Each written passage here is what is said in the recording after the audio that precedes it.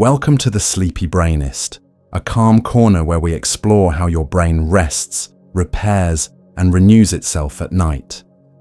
If you enjoy relaxing, science-rich stories like this, please subscribe, tap like, and hit the notification bell so you never miss a sleepy deep dive. And tell me in the comments, where in the world are you watching from tonight? Now let's tuck in and learn how dreams help the brain heal. As the day loosens its hold, your brain begins a careful, almost ceremonial descent from alertness into the first light layers of sleep. The clock in your head, the suprachiasmatic nucleus, has been tracking light and darkness all day, quietly adjusting hormones and body temperature so this moment feels natural. Melatonin has risen like twilight itself. Your core temperature has dipped, and the body's sympathetic go-go-go chemistry is giving way to the slower rhythms of the parasympathetic system. You can feel it in subtle ways.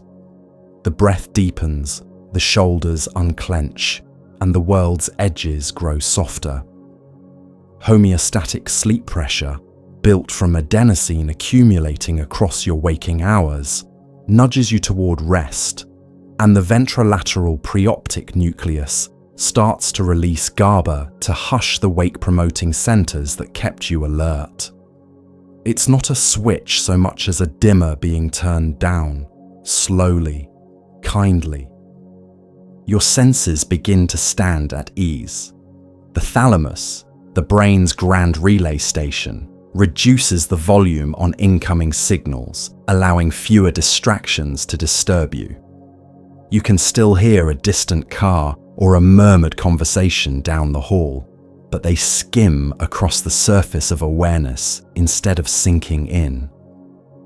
The wakeful alpha waves that once shimmered across your scalp give way to the gentler theta waves of stage N1 sleep. It's a liminal zone, a threshold where thinking loosens into something more like floating. Eye movements slow. Thoughts, untethered, begin to drift from straight lines into easy curves. This is where hypnagogic imagery often appears. Quick, flickering scenes, colors, fragments of words, small memories that press their faces to the glass for a moment and vanish.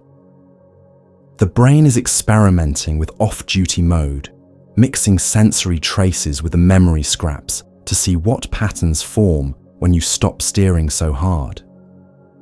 Every so often, a muscle twitches, the familiar hypnic jerk, as the motor system recalibrates while gravity proves, once again, that the bed will hold you. None of this is a mistake. It's the nervous system testing new balances, as if it's trying on silence the way you might try on a sweater, seeing how it sits on the shoulders.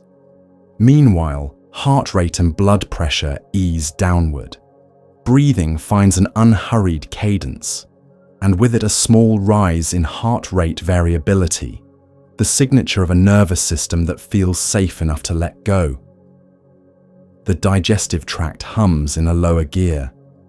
Even the immune system begins to shift toward nighttime housekeeping, readying its subtle repairs. Stress chemistry, paced by the day's demands, fades into the background. Cortisol has followed its natural slope from morning peak to nighttime valley. The brain's salience network, which all day prioritized what felt urgent, releases its clenched jaw. And the default mode network, those regions that track identity, memory, and daydream, settles into a quieter conversation. As you drift from N1 toward N2, protective rhythms begin to rise. Sleep spindles, brief bursts in the 12 to 15 Hz range, spark across the cortex like gentle static, and K-complexes appear as broad, singular waves, both acting like soft door guards against sudden noises or movements. They are the brain's way of saying, "Not now," to the outside world, preserving the fragile continuity of sleep so deeper restoration can unfold. These spindles do more than protect. They also help coordinate conversations between the thalamus and cortex that will later support memory consolidation. Even now, in the lightest sleep, your brain is preparing the stage for repair, laying tracks it will use through the night to shuttle information safely from short-term holding areas to more permanent homes. The chemistry of wakefulness, histamine, norepinephrine, orexin, quiets under inhibition from sleep-promoting neurons. The reticular activating system, which sustained your alertness, dims. In the prefrontal cortex, the command center for planning and self-control, activity eases, relieving you from the continuous effort of supervising every thought. This easing is merciful. It makes room for recovery processes that work best when conscious control steps aside. The amygdala, sentinel of threat, loosens its grip as the environment feels predictably safe and still. Safety is not just an emotion here. It is the foundation upon which restorative sleep is built. Your body aligns itself with comfort in small, nearly unconscious adjustments.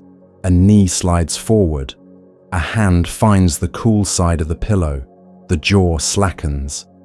Proprioceptive feedback recalibrates as muscles relax and the sense of body in space grows diffuse, a prelude to the even deeper reductions in muscle tone that will arrive with later stages. The skin, freed from the constant brush of daylight and movement, becomes a quiet field of warmth. A cool, dark room amplifies this ease. Darkness tells the pineal gland to keep the melatonin flowing, and the drop in ambient temperature supports the brain's descent by cooperating with internal thermoregulation. Memory traces from the day continue to soften and drift. You may notice a conversation thread from hours ago suddenly reappearing as a nonsensical rhyme, or a to-do item dissolving into a landscape that never existed. This is the mind's laboratory, early trials for the emotional and cognitive work to come. Here, irrelevant details can be trimmed, while meaningful patterns are earmarked for later strengthening. It's gentle triage, not the heavy lifting of consolidation, but the early organization matters. It makes the later stages more precise. If a sudden sound intrudes, a K-complex may rise like a slow wave, acknowledging the disturbance and tucking you back under. If light leaks in, closed eyelids and the brain's own gating help keep the signal faint. If a worry tries to hook you, the natural quieting of the prefrontal cortex can loosen its hold, as if the mind simply forgets how to grip quite so tightly. You are not pushing thoughts away. The architecture of sleep is doing it for you, kindly, competently. Even without conscious effort, your breathing invites the vagus nerve into a steadier rhythm, and that rhythm reassures the heart, which reassures the brain, which reassures the breath again. Small loops of safety like these multiply in the first phase of sleep, turning down alarms, smoothing feedback cycles, and preparing internal systems for the heavier restorative work ahead. The glymphatic network, which will soon ramp up its cleansing flow, stands by. The synapses strengthened by 100 microlessons today wait for the night's calibration, a careful balancing act that prunes noise and preserves signal. All of this happens in minutes that can feel oddly elastic, too brief to recall, long enough to matter. You are crossing a bridge made of gentle waves, carried by processes older than language, guided by cellular clocks that know when to fold the day and begin again. The descent is not a loss of consciousness so much as a change in the shape of it, from narrow spotlight to ambient glow, from control to trust, from effort to ease. Your brain is not shutting down, It is shifting modes, trading performance for repair, urgency for order, vigilance for healing. And in that quiet trade, the first true work of the night begins. Deep sleep arrives, like a tide turning, slow, steady, and undeniable, drawing the nervous system into a deeper quiet where the brain's most foundational repairs can unfold. Electrical activity shifts into broad, unhurried delta waves, about 0.5 to 4 cycles per second. Great rolling swells of synchronization that sweep across the cortex. Neurons enter a rhythm of down states and up states, brief silences in which cells collectively pause their firing, followed by gentle surges where they awaken together in a coordinated whisper. This alternation is not just beautiful, it is functional.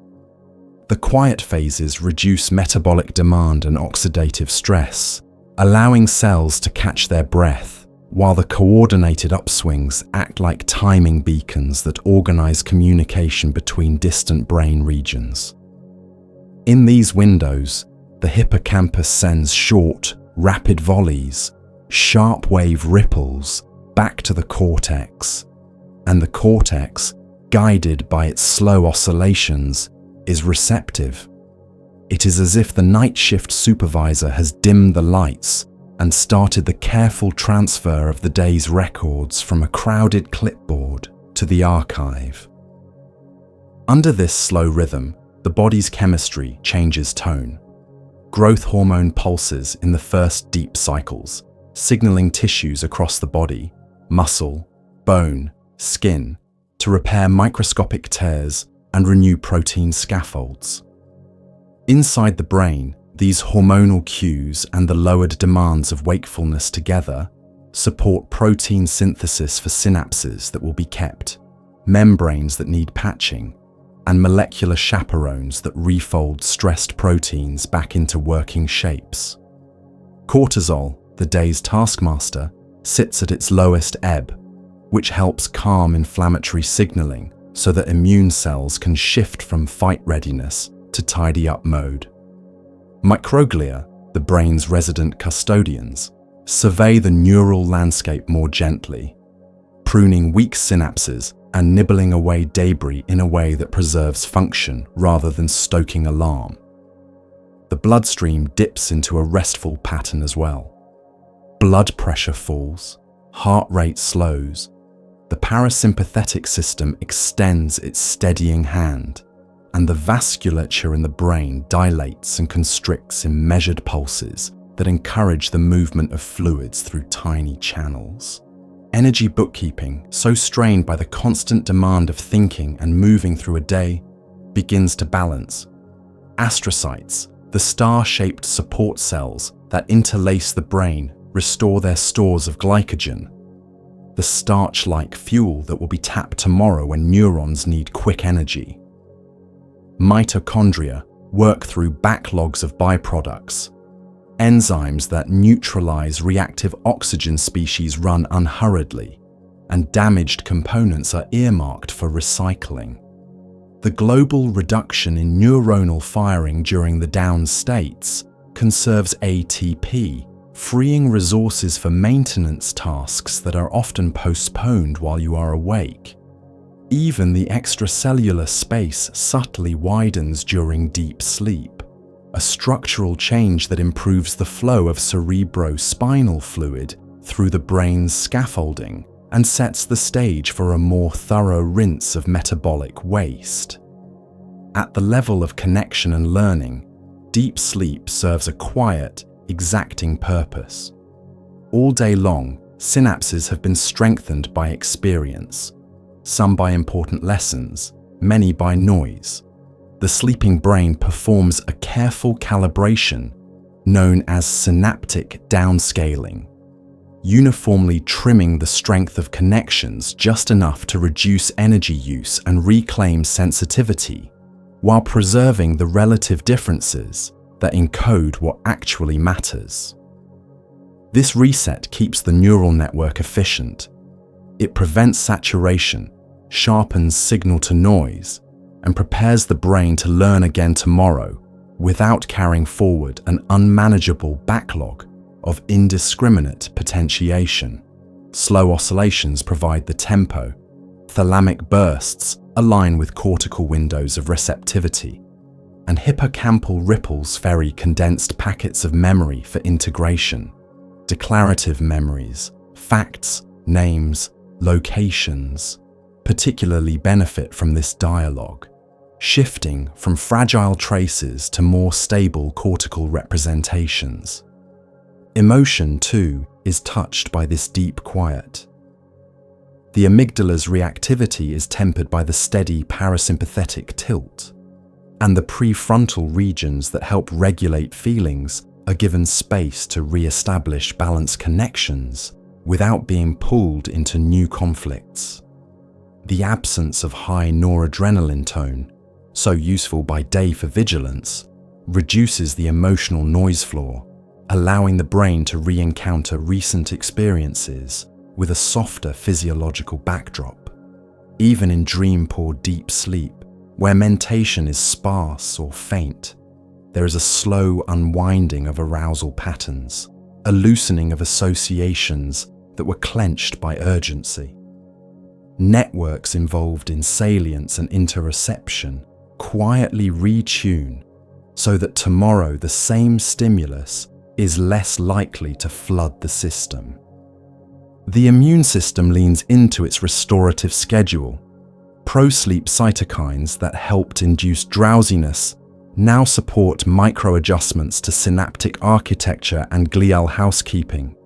Natural killer cell activity and antibody production track, with the circadian and sleep-driven shifts in hormones nudging the balance toward maintenance rather than alarm. Inflammation is a tool, but a costly one. Deep sleep favors finesse over force, reducing background inflammatory tone that can otherwise fog thinking and burden vessels. Within the blood-brain barrier, endothelial cells enjoy the lower mechanical stress of dipping nighttime pressure, which helps preserve their integrity and responsiveness. Thermal and metabolic regulation continue to assist the process. A slightly lower core temperature reduces metabolic strain and synchronizes with the timing of hormonal pulses. The skin radiates heat, the breath carries warmth outward in a slow cadence, and the hypothalamus adjusts set points without the interruptions of meals, screens, or sudden movement. In this environment, neurons are less likely to misfire from random irritations. Glial cells can finish longer-running tasks, and genetic programs that toggle on during sleep, upregulating transcripts for membrane repair, lipid transport, and myelin maintenance, can run to completion. Oligodendrocyte precursor cells, which give rise to the cells that build and maintain myelin, show patterns of activity during sleep that support the long-term health of axons and the fidelity of signal conduction. While the muscles of the body retain baseline tone in non-REM, they are spared the fine-tuned postural work of the day. That relief reverberates into the brain by reducing streams of proprioceptive noise and allowing motor circuits to cycle through idle patterns that help preserve coordination without active rehearsal. Pain pathways, deprived of continual input and modulated by the parasympathetic state, can reset their thresholds. Tomorrow's aches feel different when the spinal cord and brainstem have had uninterrupted time to recalibrate the filters that gate sensation. Cognition's scaffolding is reinforced in ways that are easy to miss from the outside, but obvious when morning arrives.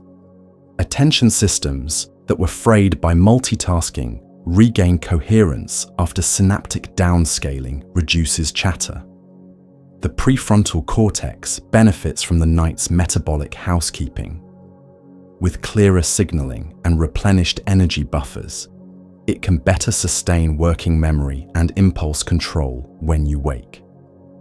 The hippocampus, relieved of carrying so much of the day's transient load, is freer to encode new experiences, preventing the crowded clipboard problem that makes fresh learning feel sticky and slow. If a sound slips into the room, the sleeping brain assesses it through the lens of this deep pattern. The synchronized networks can briefly lighten their depth without tearing the night apart, often returning to delta rhythms within moments if the stimulus poses no real threat. This resilience is part of the design: protection without fragility, responsiveness without surrender.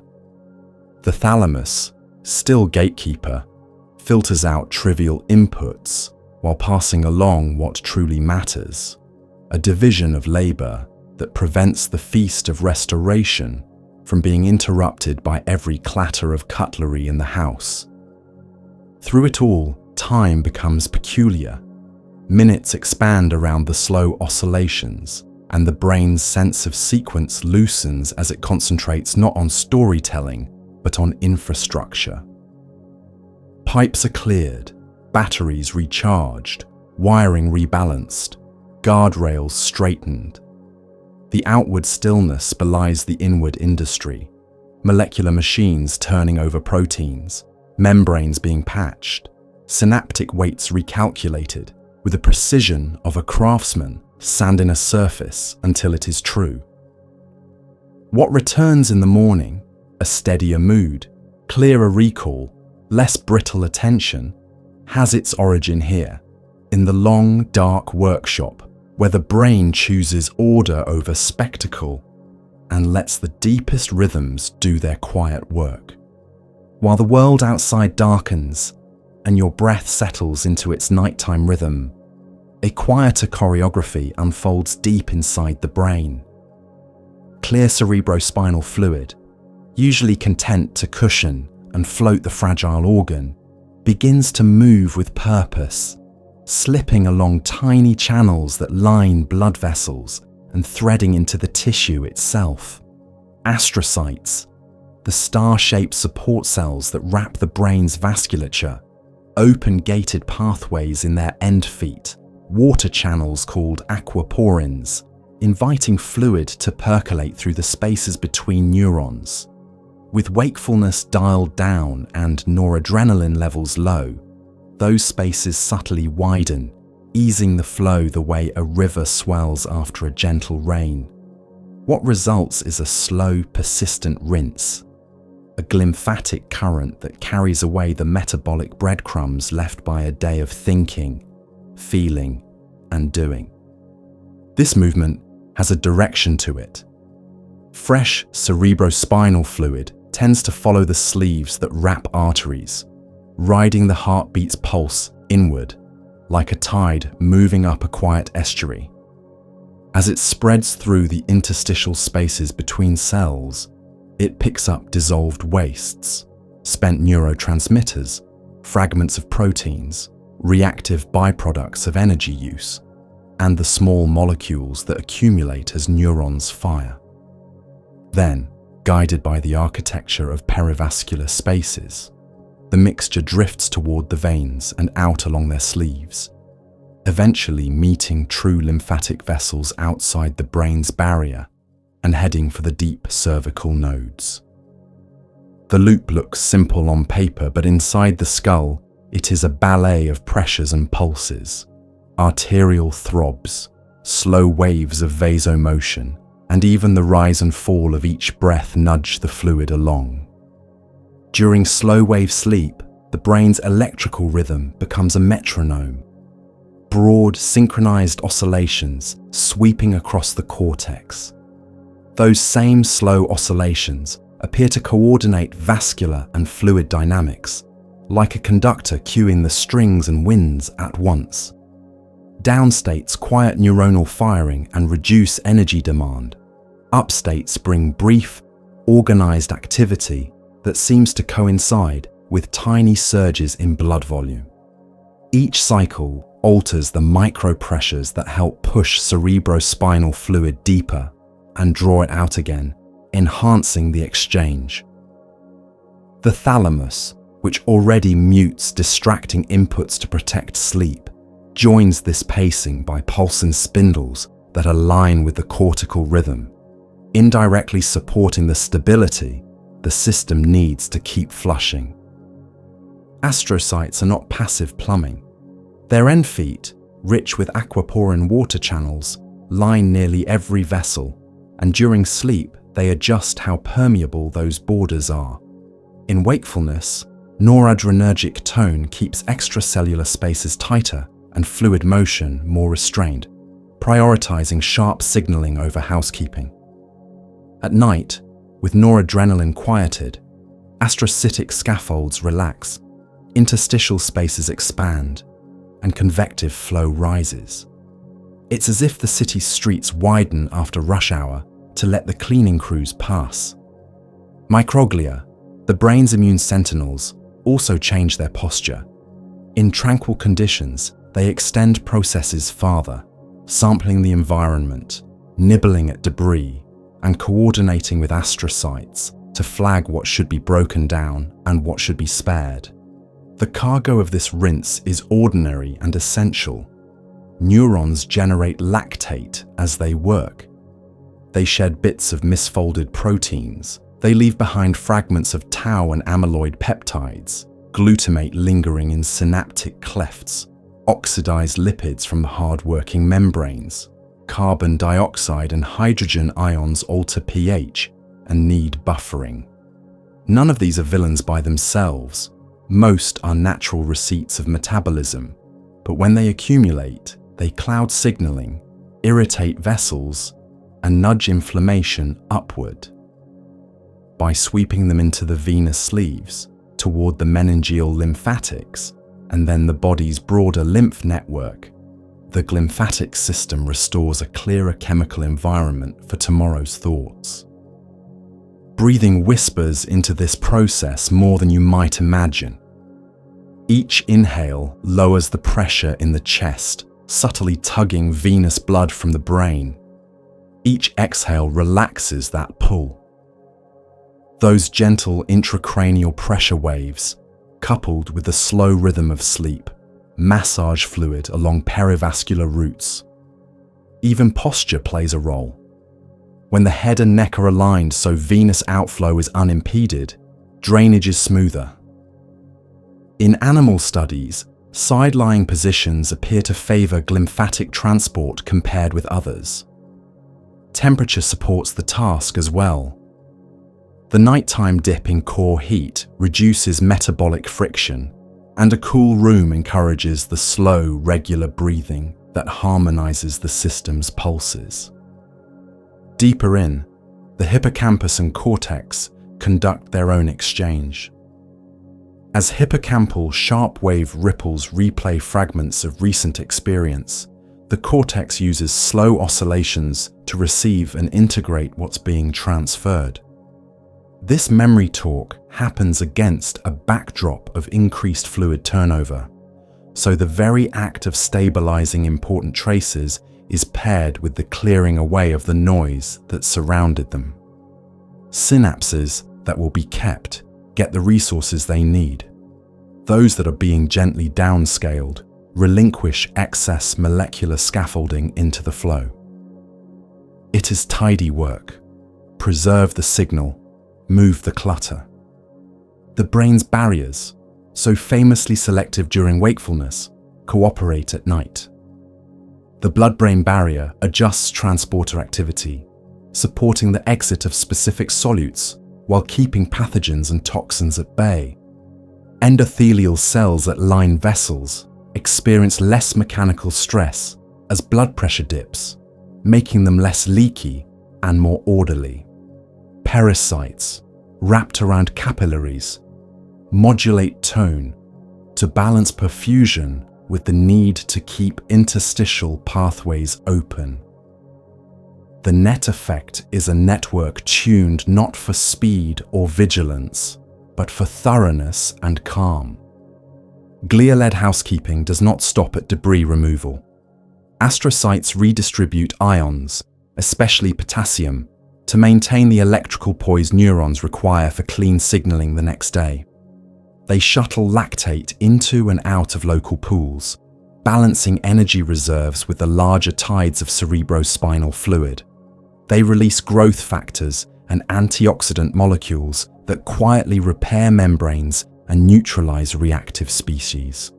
Oligodendrocyte precursors, sensitive to the sleep-wake cycle, engage in the transcriptional work that supports myelin maintenance, ensuring that axons keep their insulation and impulses keep their fidelity. Each of these efforts benefits from a clean extracellular milieu. Fluid flow clears the stage so the repair crews can see what they're doing. Beyond the skull, the story continues. The meningeal lymphatic vessels that run alongside dural sinuses ferry drained solutes toward the lymph nodes in the neck, where immune cells examine the cargo. Signals about the brain's interior state can thus meet the body's wider immune intelligence, supporting surveillance without invoking unnecessary inflammation. In the other direction, the cribriform plate and perineural pathways near the olfactory bulbs offer routes for fluid to leave toward nasal lymphatics, another pressure release valve for the nighttime rinse. These exits are small and quiet, but their constancy matters. A gentle stream that runs every night prevents the need for a disruptive flood. Because sleep is not uniform, the rinse is not either. Early in the night, when slow-wave sleep is richest, convective exchange is at its most vigorous. As cycles progress and REM becomes more prominent, the balance shifts. Muscles go slack, the cortex lights with vivid dreaming, and noradrenaline rises and falls in a different pattern. The glymphatic stream does not stop during these phases, but its character changes, folding into the broader alternation that keeps the brain both restored and flexible. The diversity of rhythms across the night, slow waves, spindles, ripples, breath, vasomotion, ensures that no single mechanism bears the whole load. What you feel, subjectively, the next day, a clearer head, steadier attention, less background irritability, has roots in this chemistry. Fewer stray molecules jostle receptors. Ion gradients are crisp. Microglia are less provoked. Endothelial linings are calmer. And neuromodulators can do their work without wading through silt. Even pain can feel different when inflammatory mediators have been dialed down and interstitial spaces are not swollen. The brain's countless microenvironments, tiny neighborhoods around synapses, around dendrites, around the nodes of Ranvier, wake closer to their designed set points because the night sent a river through them. This is not a pressure washer blasting away at grime. It is a patient circulation guided by anatomy and tempo. The perivascular sleeves widen and narrow to the beat of the heart. Aquaporin channels open and invite through traffic. The extracellular matrix, a mesh of proteins and sugars, flexes to admit flow and then settle back. Every piece of the system is modest, local and slow, yet the sum is profound. A brain that used its fuel fully by day has a way to carry the ashes out by night. And tomorrow's learning, mood, and focus will begin on a cleaner canvas because the river ran while you slept. After the slow thrum of deep sleep, the brain tilts into a different nightscape, where emotion comes to the foreground and logic loosens its tie. Neurochemistry shifts decisively. Acetylcholine rises, serotonin and noradrenaline sink to unusually low levels, and dopamine flickers in ways that bias the mind toward vivid images, reward learning, and exploratory associations. This cocktail matters. Noradrenaline is the body's internal alarm die, staining memories with urgency during the day. When it's quieted in REM, the brain can revisit charged experiences without bathing them in stress chemicals. The stage is set for what many researchers call overnight emotional therapy. reactivation of affect-laden memories in a neurochemical context that allows feelings to be processed rather than reheated. Electrical motifs unique to this state ripple outward from the brainstem.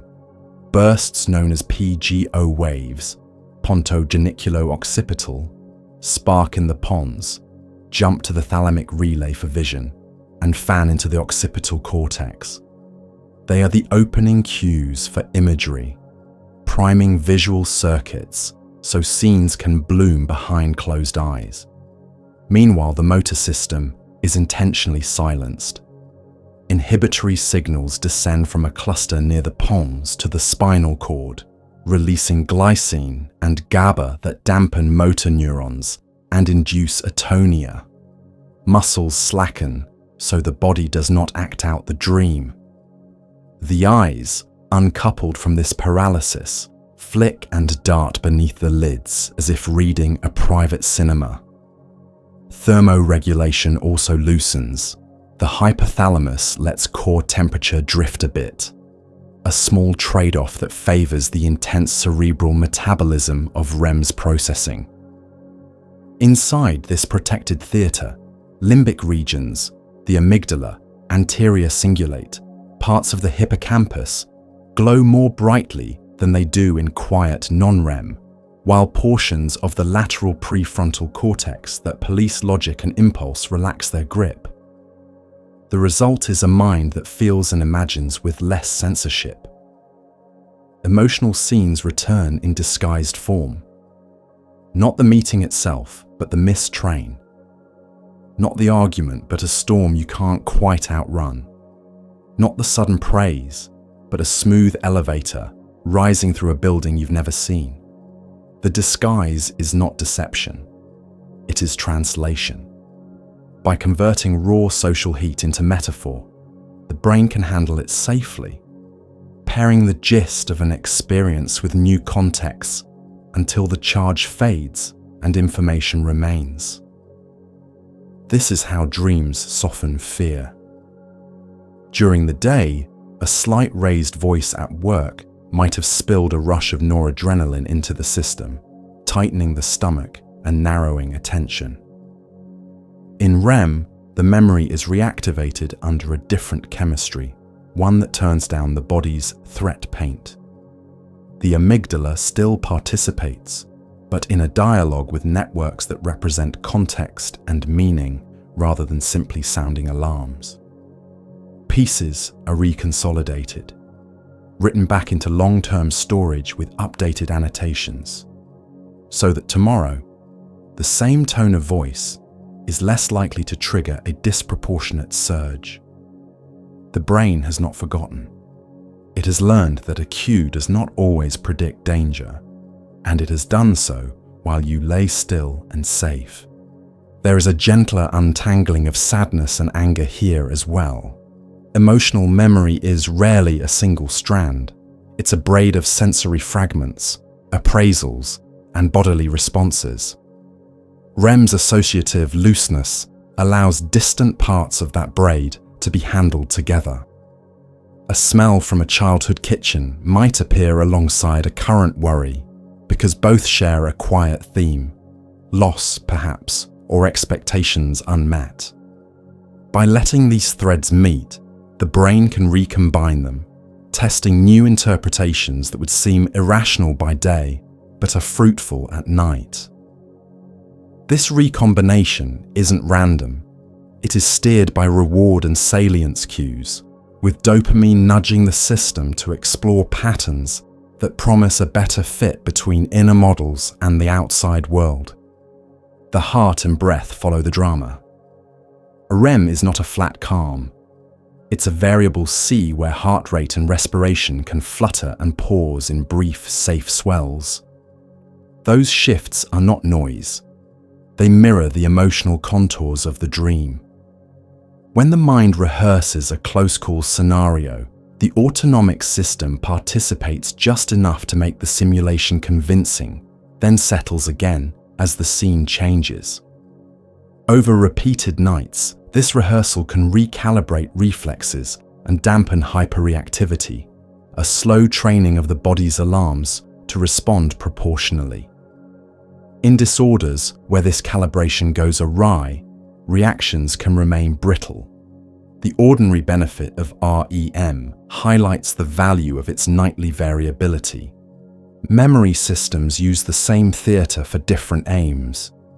Declarative memories often find their main consolidation in slow-wave sleep, but the skills and strategies for dealing with the social world, how to respond in a tricky conversation, when to hold back, how to time humour, are rehearsed and refined in REM-like conditions.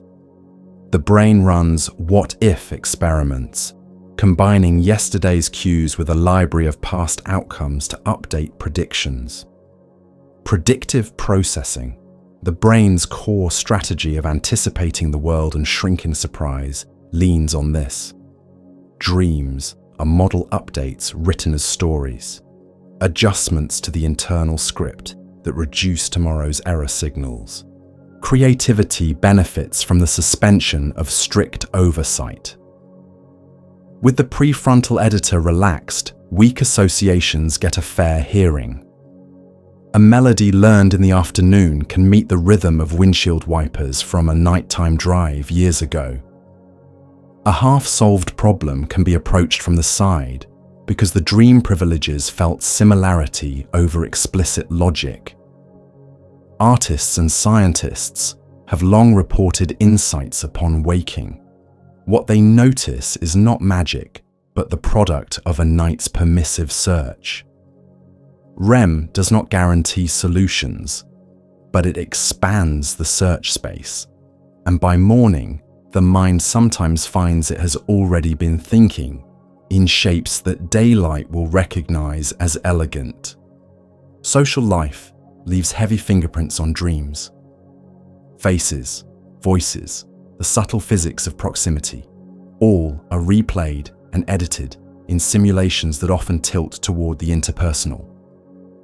This tendency may serve the ancient need to practice belonging and defense without risk. Attachment networks are exercised. Scripts for forgiveness or boundary setting are tested. The brain gently tweaks its estimates of others' intentions. Even the embarrassment that often colors dreams, a missed exam, a lost line in a play, has utility. It rehearses responses to status threats in a consequence-free arena, so the real-world sting is blunted. When distress breaks through as nightmares, the same machinery is involved, only more intensely. The brain is still trying to reconsolidate a memory whose charge overwhelms the available safety. Over time, as the experience is revisited across nights, the imagery can shift. The chase slows. The setting changes. The dreamer finds an exit. That shift is a sign of learning. The emotional tone is being decoupled from the trigger. Practices done while awake, like rewriting a recurrent nightmare script and picturing the new ending before bed, tap into this same reconsolidation process by giving the dream a scaffold to build on.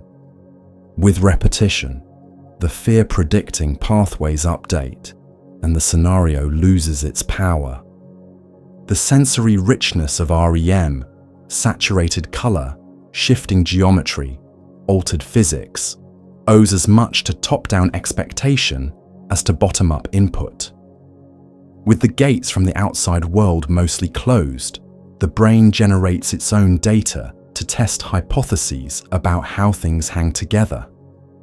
The thalamus, normally busy routing sensory traffic, becomes an accomplice in synthesis, and the cortex fills in detail with priors drawn from memory. This is why dream logic feels correct while it happens. The internal model is temporarily the only model, so inconsistencies are patched on the fly. Yet even this wrongness trains flexibility. By tolerating worlds where time doubles back or gravity fails, the brain becomes less brittle, more able to pivot when waking life deviates from expectation. Physiology keeps the rehearsal safe and surprisingly informative.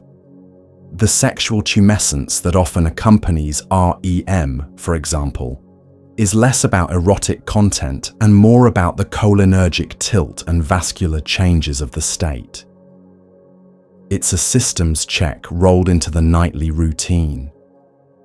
Eye movements map roughly onto shifts of attention within the dream, offering a moving spotlight for the story unfolding. Small twitches in hands or face, visible even through atonia, may represent the brain's motor system running reduced intensity scripts, a kind of calibration that maintains finesse without causing action. By the time REM has run its course in a cycle, the brain has sampled feelings under low alarm chemistry, stitched context to charge, tested social hypotheses, and granted the associative engine time to roam. It has rehearsed without risk, pruned without panic, and updated models of the world and the self in a way that makes morning more resilient. Then the tide shifts again, perhaps into a brief awakening you do not remember, perhaps into the gentle shallows of stage 2, and the work continues, patterned across the night in alternating bands that, together, make healing possible. Across the night, what you learned is not simply stored. It is edited, prioritized, and threaded into the tapestry of what you already know. The hippocampus, your brain's master indexer, sits at the heart of this work. During the day, it tags new episodes, linking sights, sounds, places, and feelings into a retrievable pattern. By night, it coordinates with the cortex to move the essentials out of temporary holding and into long-term networks, a dialogue paced by slow oscillations and punctuated by brief, precise bursts of activity. In these bursts, time compresses. Sequences that unfolded over minutes while you were awake replay in milliseconds, allowing the system to rehearse many episodes quickly and compare them against older patterns for fit. This transfer is not first come, first served. The brain keeps a quiet priority queue. Novelty climbs the list. Emotional salience adds weight. Rewards elevate entries. And unfinished goals glow like tabs you meant to close. Synapses that were tagged during learning attract plasticity resources later, a trick that lets the night reclaim scattered moments and strengthen them efficiently. Even subtle cues can steer the cue.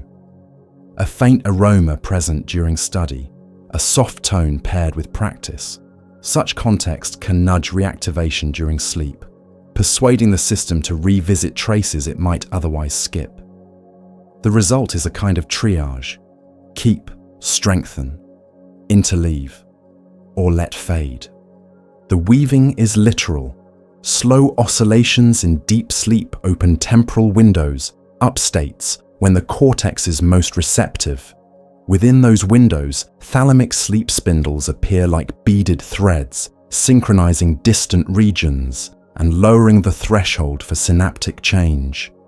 Nested inside spindles, hippocampal ripples fire off compressed replays of experience, handing packets of detail to cortical areas that already hold related knowledge.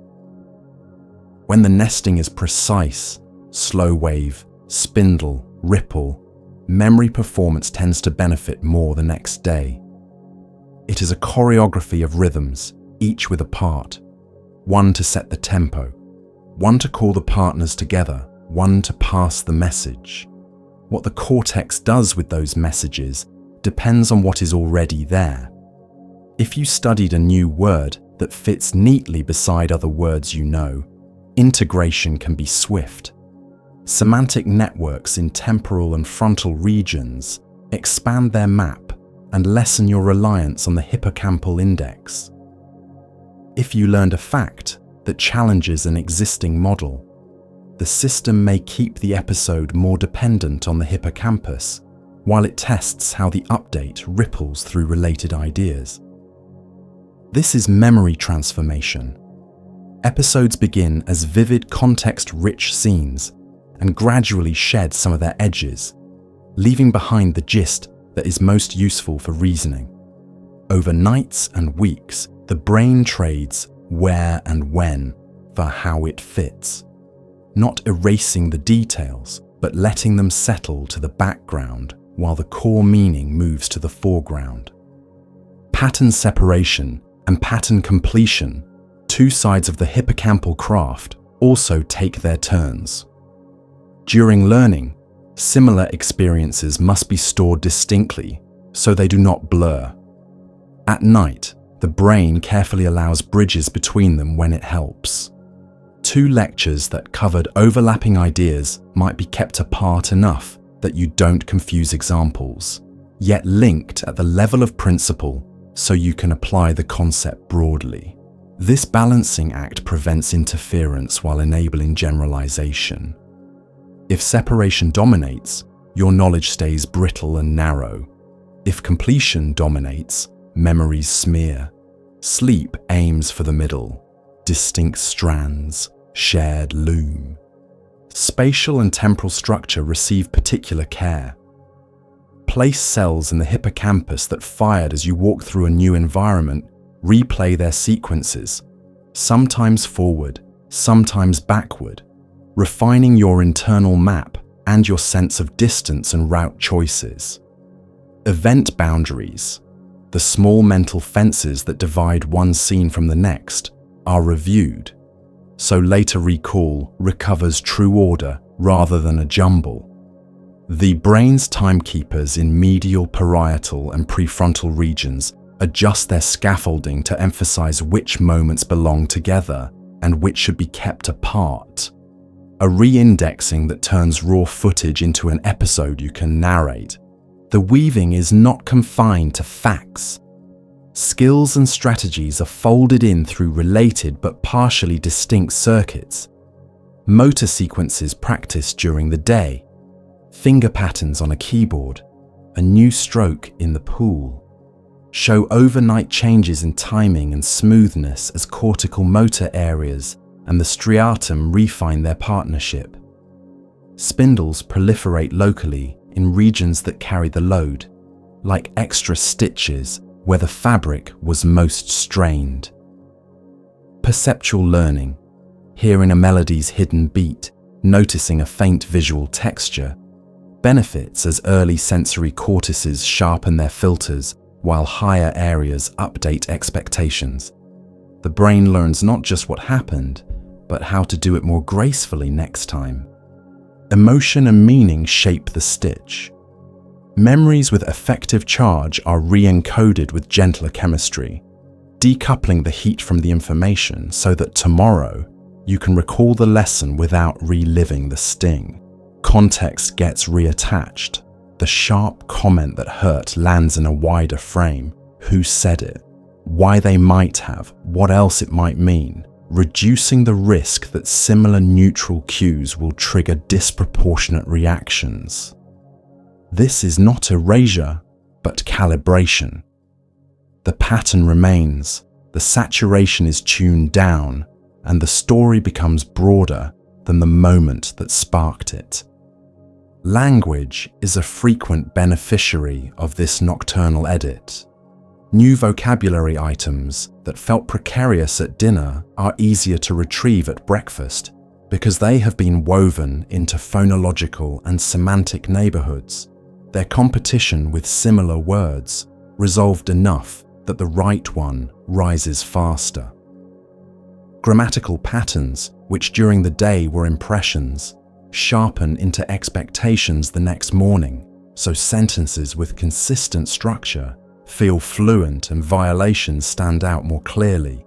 The brain has extracted statistics while you slept, turning scatter into rule. Decisions, too, are prepared in the background.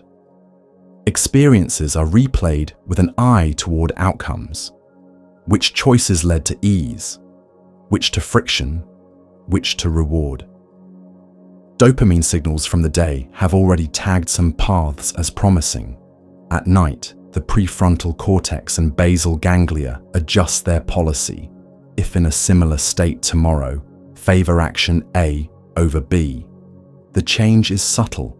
You wake with a hunch, a bias toward an option that the system has quietly promoted after running simulations. What feels like intuition is often yesterday's trial corrected by the night's quiet accounting. Not everything survives, and that is a feature. Forgetting is part of the weave.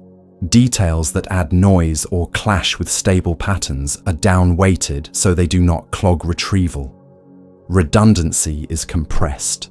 Multiple near-identical traces collapse into a cleaner single line. The memory of where you parked 3 days ago yields its place to the memory of where you parked tonight, and the brain spares itself the confusion of 5 similar entries. This selective loss is not negligence, but efficiency. Space and energy are finite, and the loom must keep moving. Across cycles, the style of weaving shifts. In non-REM, stabilization and precise handoff dominate. In REM, associations loosen, and the system explores bolder overlaps, testing metaphors and surprising links. The alternation matters. Without the firming effect of slow-wave consolidation, REM's creativity would float unanchored. Without REM's associative play, slow-wave consolidation would become rigid. Together they foster both fidelity and flexibility, a memory that is accurate enough to be trusted and pliable enough to be useful in new situations. Where the work is heaviest, you can sometimes see traces the next morning. A concept that previously felt slippery feels obvious, not because you thought about it overnight, but because networks that carry it now talk more fluently. Retrieval paths are shorter, competing answers are quieter. The right representation wins the race. You may also notice that 2 ideas you had kept apart now sit side by side, or that a problem that had too many moving parts has been reduced to a manageable core. That reduction is the signature of good weaving. Threads lying parallel, tension even, pattern clear enough that the next layer can be built without snagging. All of this unfolds while you lie still, yet it is active work.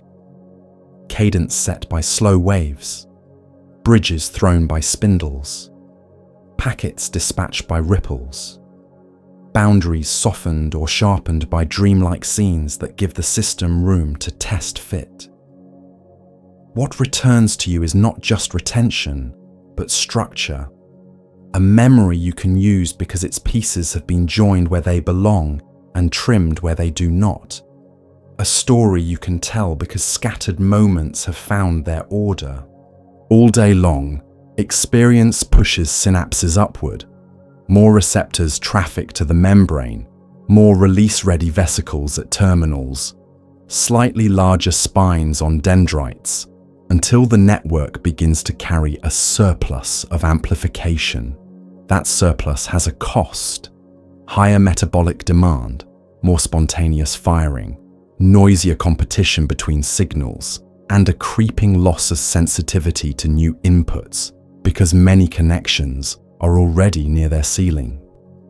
As sleep deepens, the brain engages a quiet balancing act that trims this excess without erasing what matters.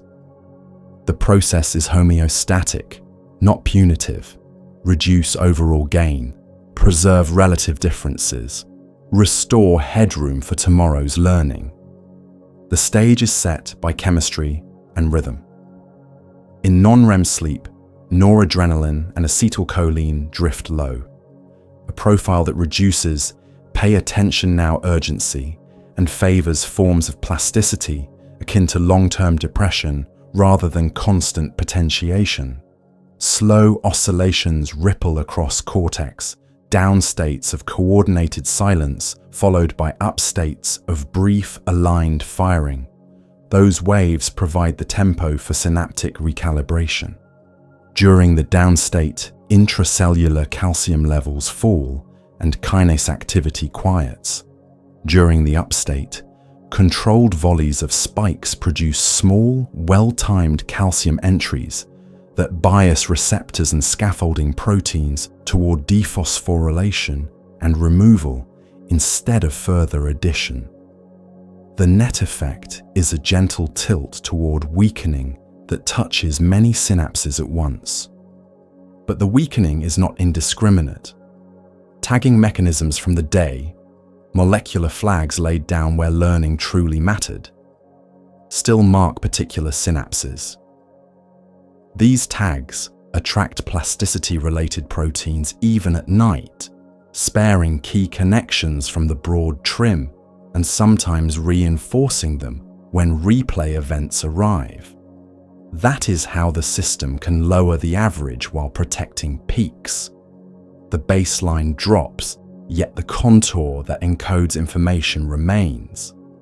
Think of a sound engineer reducing the overall volume on a crowded track while keeping the melody above the mix.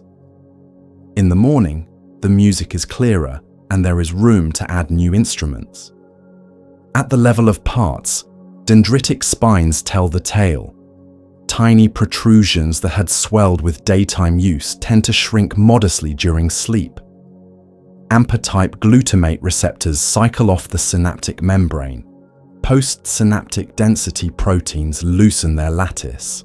Parallel changes occur presynaptically. Release probability is nudged down, and readily releasable pools are rebalanced.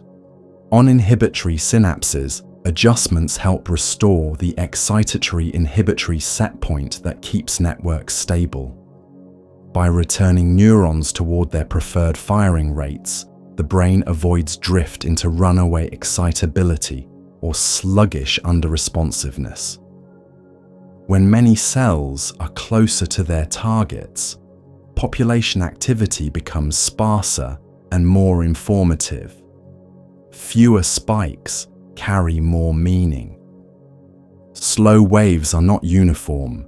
Their slope and amplitude vary with how hard a region worked while you were awake. Areas exercised by learning or repetition show larger, steeper waves early in the night and a faster decline across cycles, a signature of heavier renormalization demand that is being paid down. Sleep spindles, brief 12 to 15 Hz bursts from thalamocortical loops, ride in the upstates and appear to gate when and where weakening or reinforcement proceeds. In patches where replay from the hippocampus aligns with a spindle, spared synapses may even strengthen slightly. In surrounding tissue, the default downscaling proceeds. The coexistence of these motifs allows the network to simplify globally while laying down precise edits locally. Support cells participate. Astrocytes regulate extracellular potassium and glutamate, keeping the electrical milieu poised so small shifts at synapses have predictable effects. They release molecules that bias plasticity toward renormalization and open aquaporin channels that aid the clearance of metabolites generated by synaptic turnover. Microglia, in their surveying mode, extend processes and contact synapses more frequently during consolidated sleep, nibbling at weak or redundant structures marked by complement signals while sparing active, well-tagged ones. Oligodendrocyte precursors engage transcriptional programs that maintain myelin, ensuring that as synaptic gain is adjusted, conduction remains faithful and timing relationships between regions stay tight. Energy economy and plasticity are entwined throughout. Every synapse is a tiny consumer, pumping ions after each spike, recycling vesicles, building and trafficking proteins. If too many connections are kept at maximal strength, the energy budget strains, oxidative byproducts accumulate, and neurons lose the flexibility to respond to small differences. By modestly reducing synaptic load, sleep reclaims ATP for maintenance, restores mitochondrial reserves, and lowers baseline calcium so future signals can stand out. In the morning, networks reach threshold with fewer, better-timed spikes instead of a fog of activity that barely clears noise. Homeostatic pressure acts at multiple scales. Single synapses adjust receptor number and spine size. Dendritic branches rebalance clusters, so one overpotentiated hotspot does not dominate a neuron's input. Whole neurons drift toward target firing rates via sliding thresholds and changes in intrinsic excitability. Populations tune their synchrony. Too much, and the system becomes brittle. Too little, and signals fail to propagate. The nightly recalibration nudges ensembles into the critical regime where they can amplify meaningful inputs without saturating. That sweet spot is why attention feels sharper and reaction times steadier after sufficient sleep. The cortex is operating with maximum sensitivity and minimum gratuitous chatter. Crucially, renormalization protects learning capacity. By day, if many synapses are already strong, new experiences struggle to make a dent. There is simply not enough dynamic range left. After night's downscaling, small but important differences regain leverage. Tasks that felt stuck yesterday suddenly yield because the network can now carve new channels rather than trying to flood fields already at high water. This is evident in behavioral patterns. After sleep, people learn faster, resist distraction better, and generalize more appropriately, all downstream of a circuit that has recovered contrast. Emotion regulation benefits for the same reason. Overpotentiated pathways in salience and threat networks make neutral cues feel significant and small stressors loom. When sleep reduces their baseline gain and restores inhibitory balance, the amygdala and its partners respond more proportionally. Prefrontal control circuits, refreshed by metabolic repairs and less noise, can shape responses without being swamped. The subjective effect is subtle but pervasive. Less startle, less stickiness to intrusive thoughts, more room between stimulus and response. Renormalization is not merely subtractive, it also refines timing. When synaptic weights fall in concert, propagation delays across chains shorten and become less variable. Thalamocortical loops that generate spindles tighten their cadence. Hippocampocortical handshakes align more precisely with slow-wave upstates.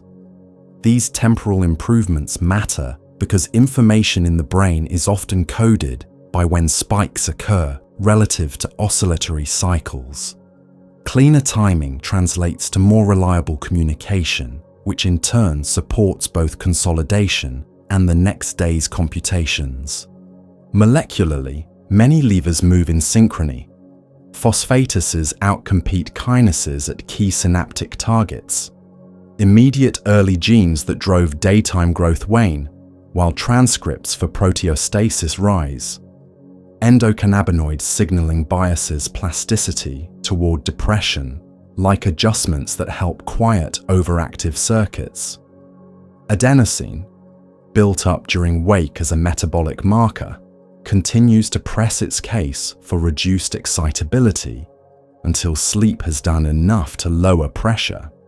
None of these pathways acts alone.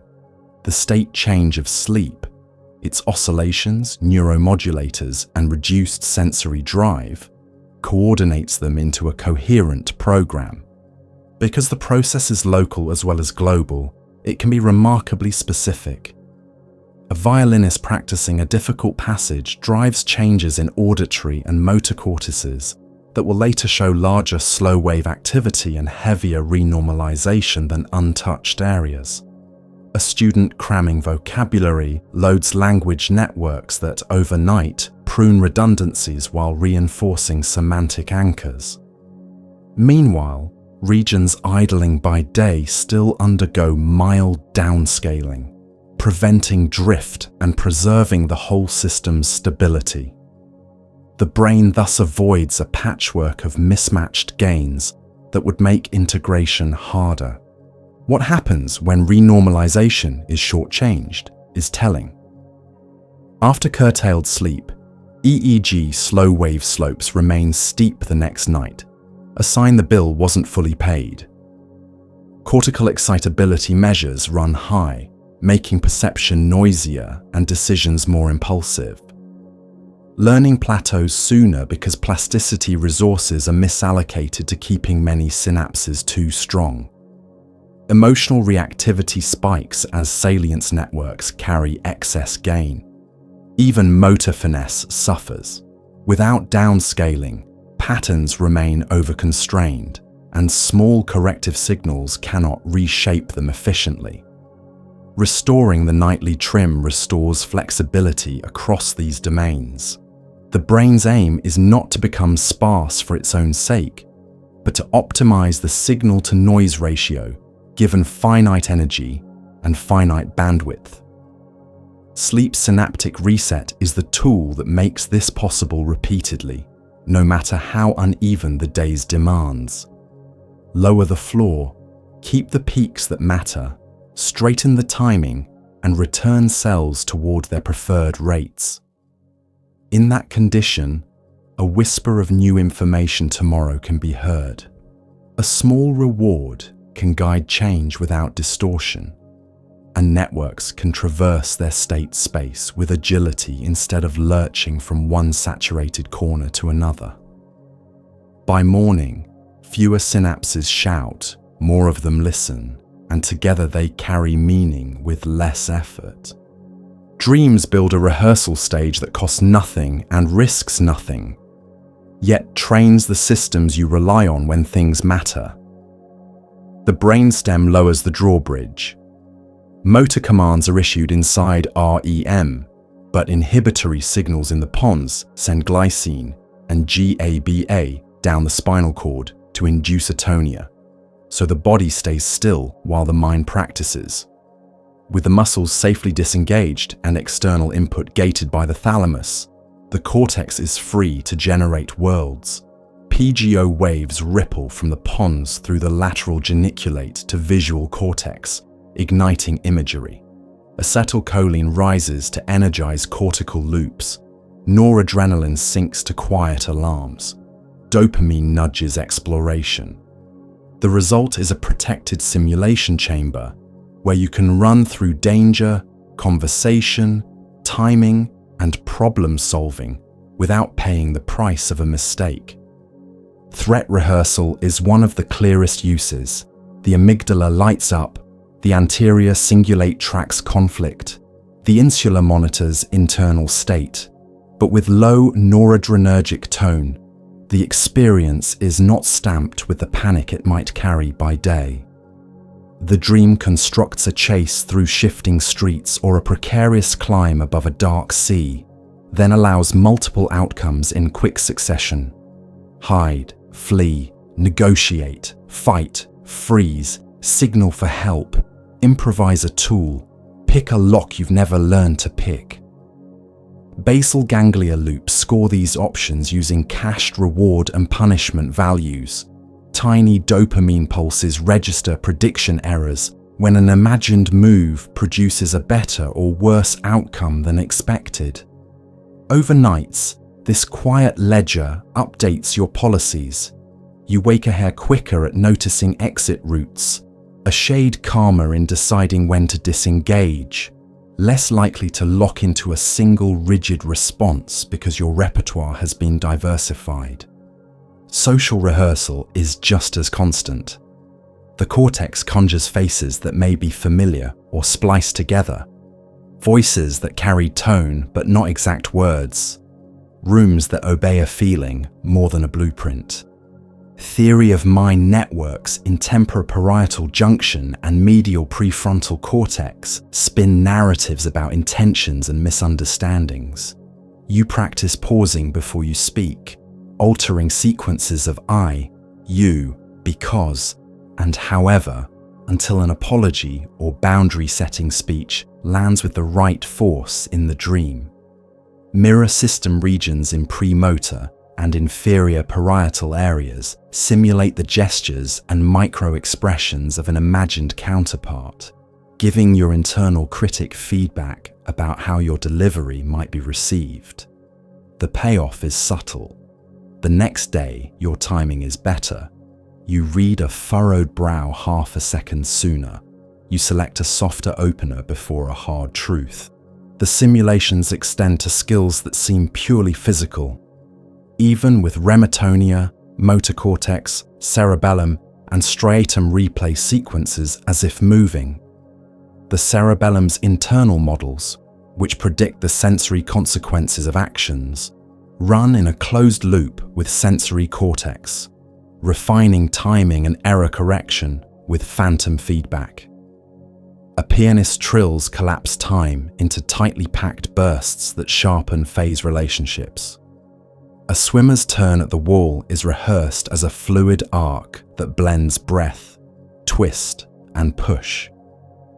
When the body practices for real, fewer corrections are needed because the clocking and sequencing were tuned in the small hours. Dreams are not only for the physical or the fearful, they are laboratories for hypotheses. Predictive processing frameworks describe the brain as a machine that reduces surprise by improving its models. Sleep opens the model to bolder edits. In REM, top-down predictions dominate because bottom-up input is quieted, so the system can test far-flung associations without sensor data vetoing them. The cortex tries out worlds with different causal links. What if the person who ignored your message was ill, not angry? What if the deadline moved? What if switching the order of 2 steps halves the work?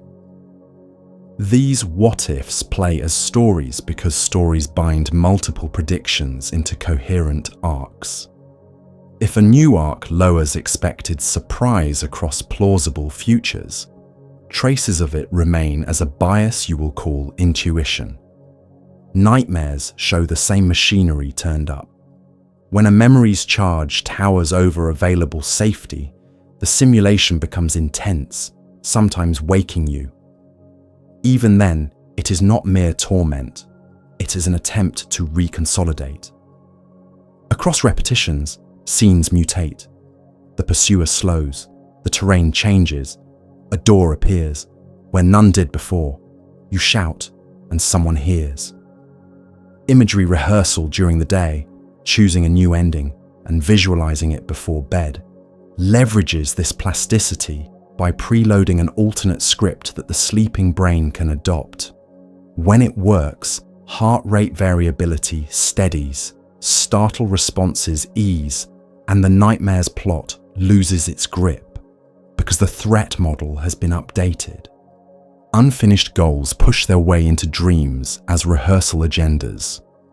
The hippocampus tags incomplete tasks. During sleep, reactivation favors those tags alongside novelty and reward. The brain cycles through approaches. Step in, step back, reframe, seek help, drop the sunk cost. Fragments from distant experiences are pulled in to widen the search. A tool you used on a bicycle becomes the idea for a kitchen repair. A line from a book becomes the opener for a tricky email.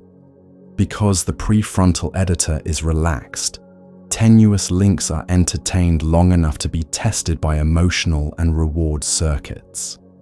If an odd pairing lowers the feeling of effort or the future cost embedded in your model, it earns a stronger trace.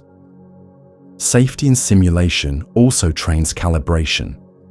Many people's stress systems are not overactive so much as miscalibrated, responding with full force to medium cues. In dreams, The autonomic system follows the plot in measured rises and falls. A swell of heart rate here, a long exhale there. These controlled surges teach the system that activation can be modulated, not binary. Over time, baroreflexes and vagal tone adjust so that everyday triggers prompt proportional responses. That proportionality feels like resilience, but it is mathematics. Gain settings on feedback loops set overnight by repeated, context-rich trials. The content can be absurd. Giraffes in a subway, rooms that loop into themselves. But the training principle holds because the brain cares about structure, not literalism. A subway becomes any situation with crowded norms and limited exits. A looping room becomes a problem with circular dependencies. By solving the dream version, you refine strategies for the class of waking problems it stands for. The hippocampus helps by mapping relational structure. Which elements matter, which connect, which can be swapped without breaking the goal. The cortex stores the distilled pattern so that when a new instance appears, recognition is faster and the right plan comes online with less deliberation. Moral and emotional simulations run too. You experience guilt, pride, shame, relief, generosity, spite, in combinations that daytime politeness does not always permit.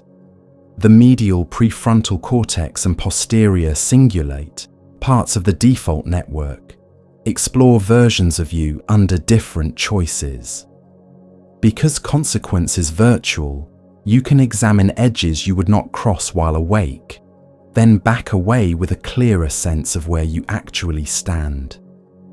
The benefit is not a tidy code, but a better map of how values trade against urge when contexts shift. Sleep stages coordinate the training curriculum.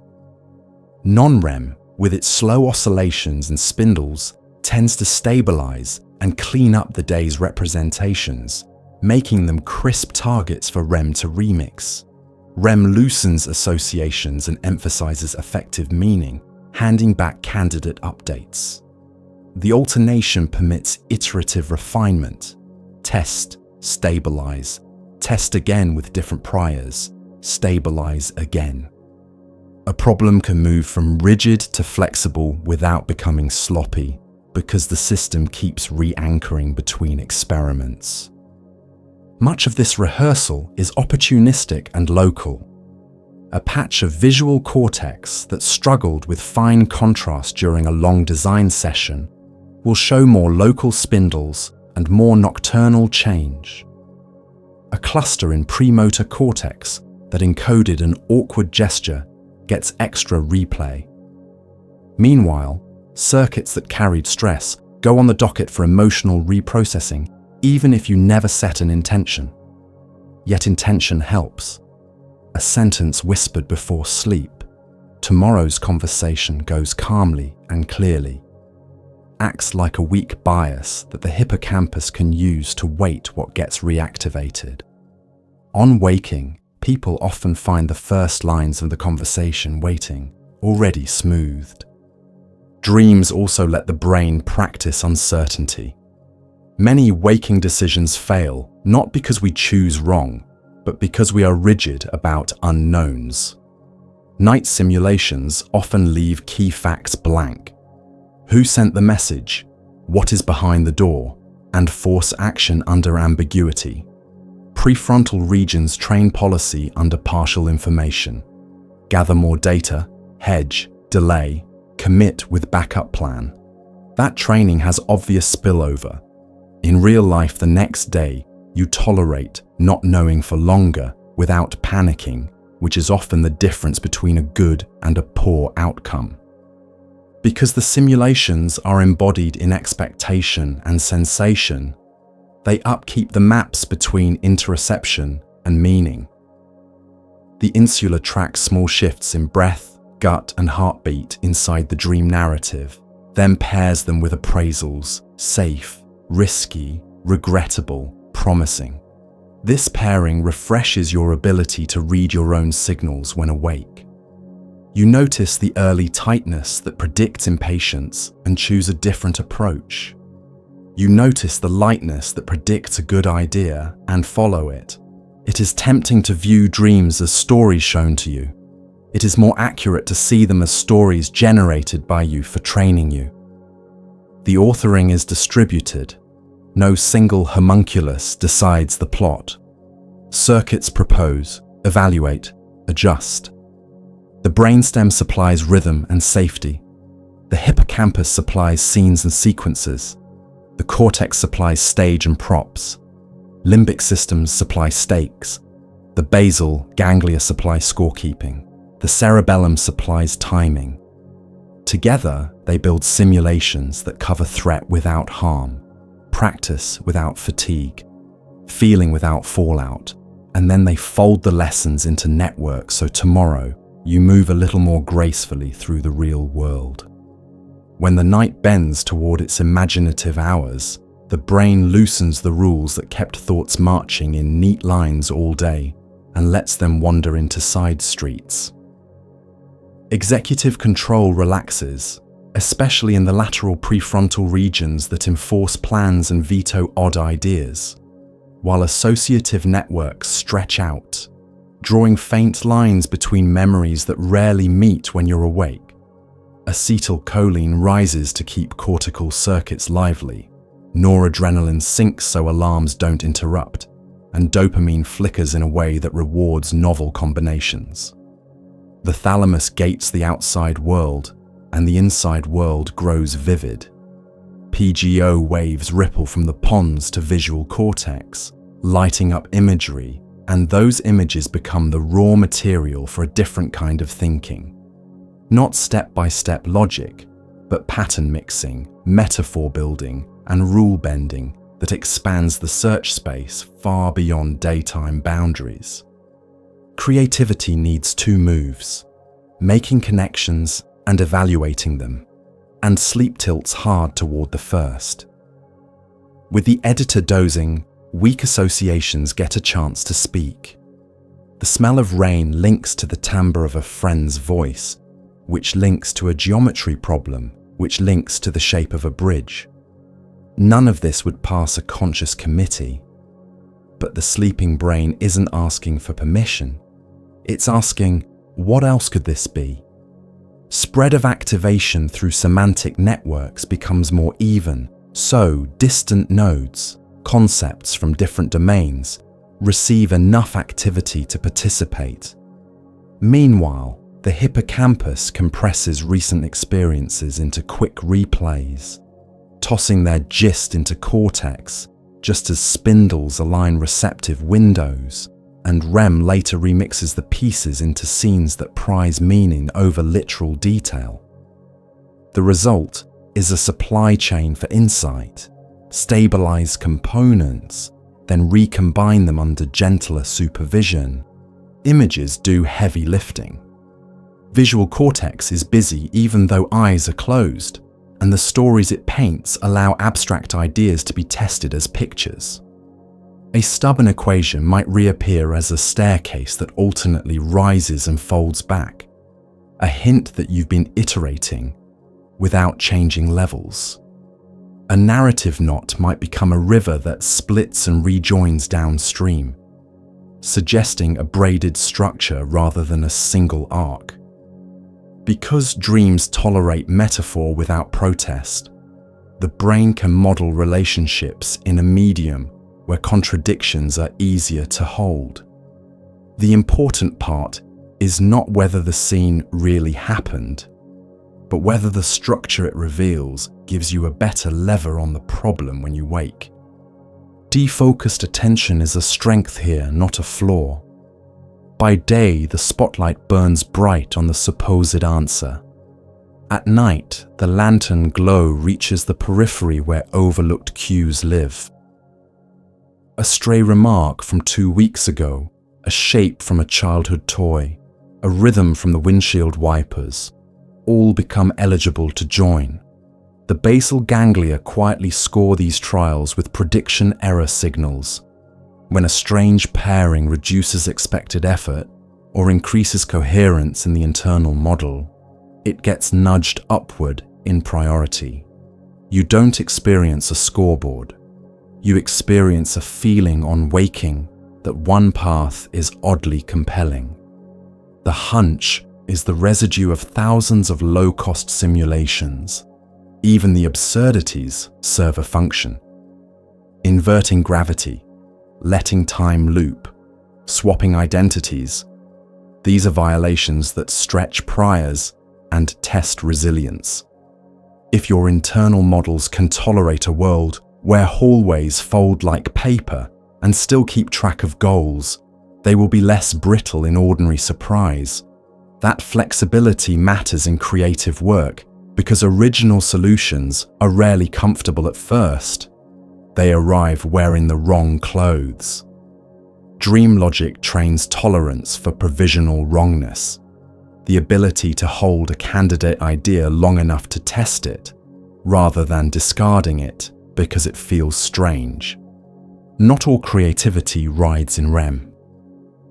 In the lighter non-REM phases, especially around spindles, fragments are organized with more structure and less spectacle. This is where the brain pairs redundancy and builds clean scaffolds.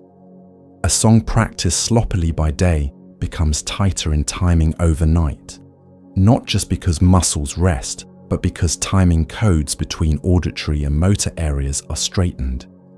Later in REM, those now straightened codes can be daringly rearranged. Change the key, flip the rhythm, insert a pause that breaks the pattern just enough to be interesting. The alternation between order and play, non-REM's tidy shelves and REM's rummage through them, lets novelty stick to something sturdy.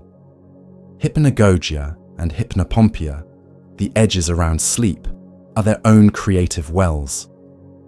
As you drift off, the executive voice fades first and images rise fast. As you surface, they recede slowly, sometimes leaving a phrase, a sketch, a solution sitting on top of the water. The transition states are brief, but their yield can be high because they combine loosened association with just enough awareness to notice. Many people unconsciously build rituals around these moments. A notebook within reach, a dim light that doesn't break the spell, a habit of holding still and letting a half-formed idea settle into words before moving. The craft is simple, catch and pin. Incubation depends on what you feed the night. The hippocampus will privilege what was active and unfinished, what felt important, what carried reward. A clean statement of the problem before bed, framed not as a demand for a single answer, but as an invitation for better questions, gives the system a stable seed. Constraints help more than ultimatums. Find a transition that keeps the theme, but changes energy. Devise a mechanism with one moving part fewer. Explain the concept without the main metaphor. In sleep, constraints act like rails for exploration, channeling play without suffocating it. The morning record often shows exactly this shape. A lateral move within bounds rather than a wild pivot that ignores the brief. Memory structure makes recombination practical. The brain stores not just content, but relationships, temporal order, causal links, category boundaries, and analogies. During sleep, these relational maps are resurfaced and cross-referenced. Pattern completion can pull a dim idea into focus when the rest of its shape is supplied by an older template. Pattern separation can keep two similar ideas from blending into mush.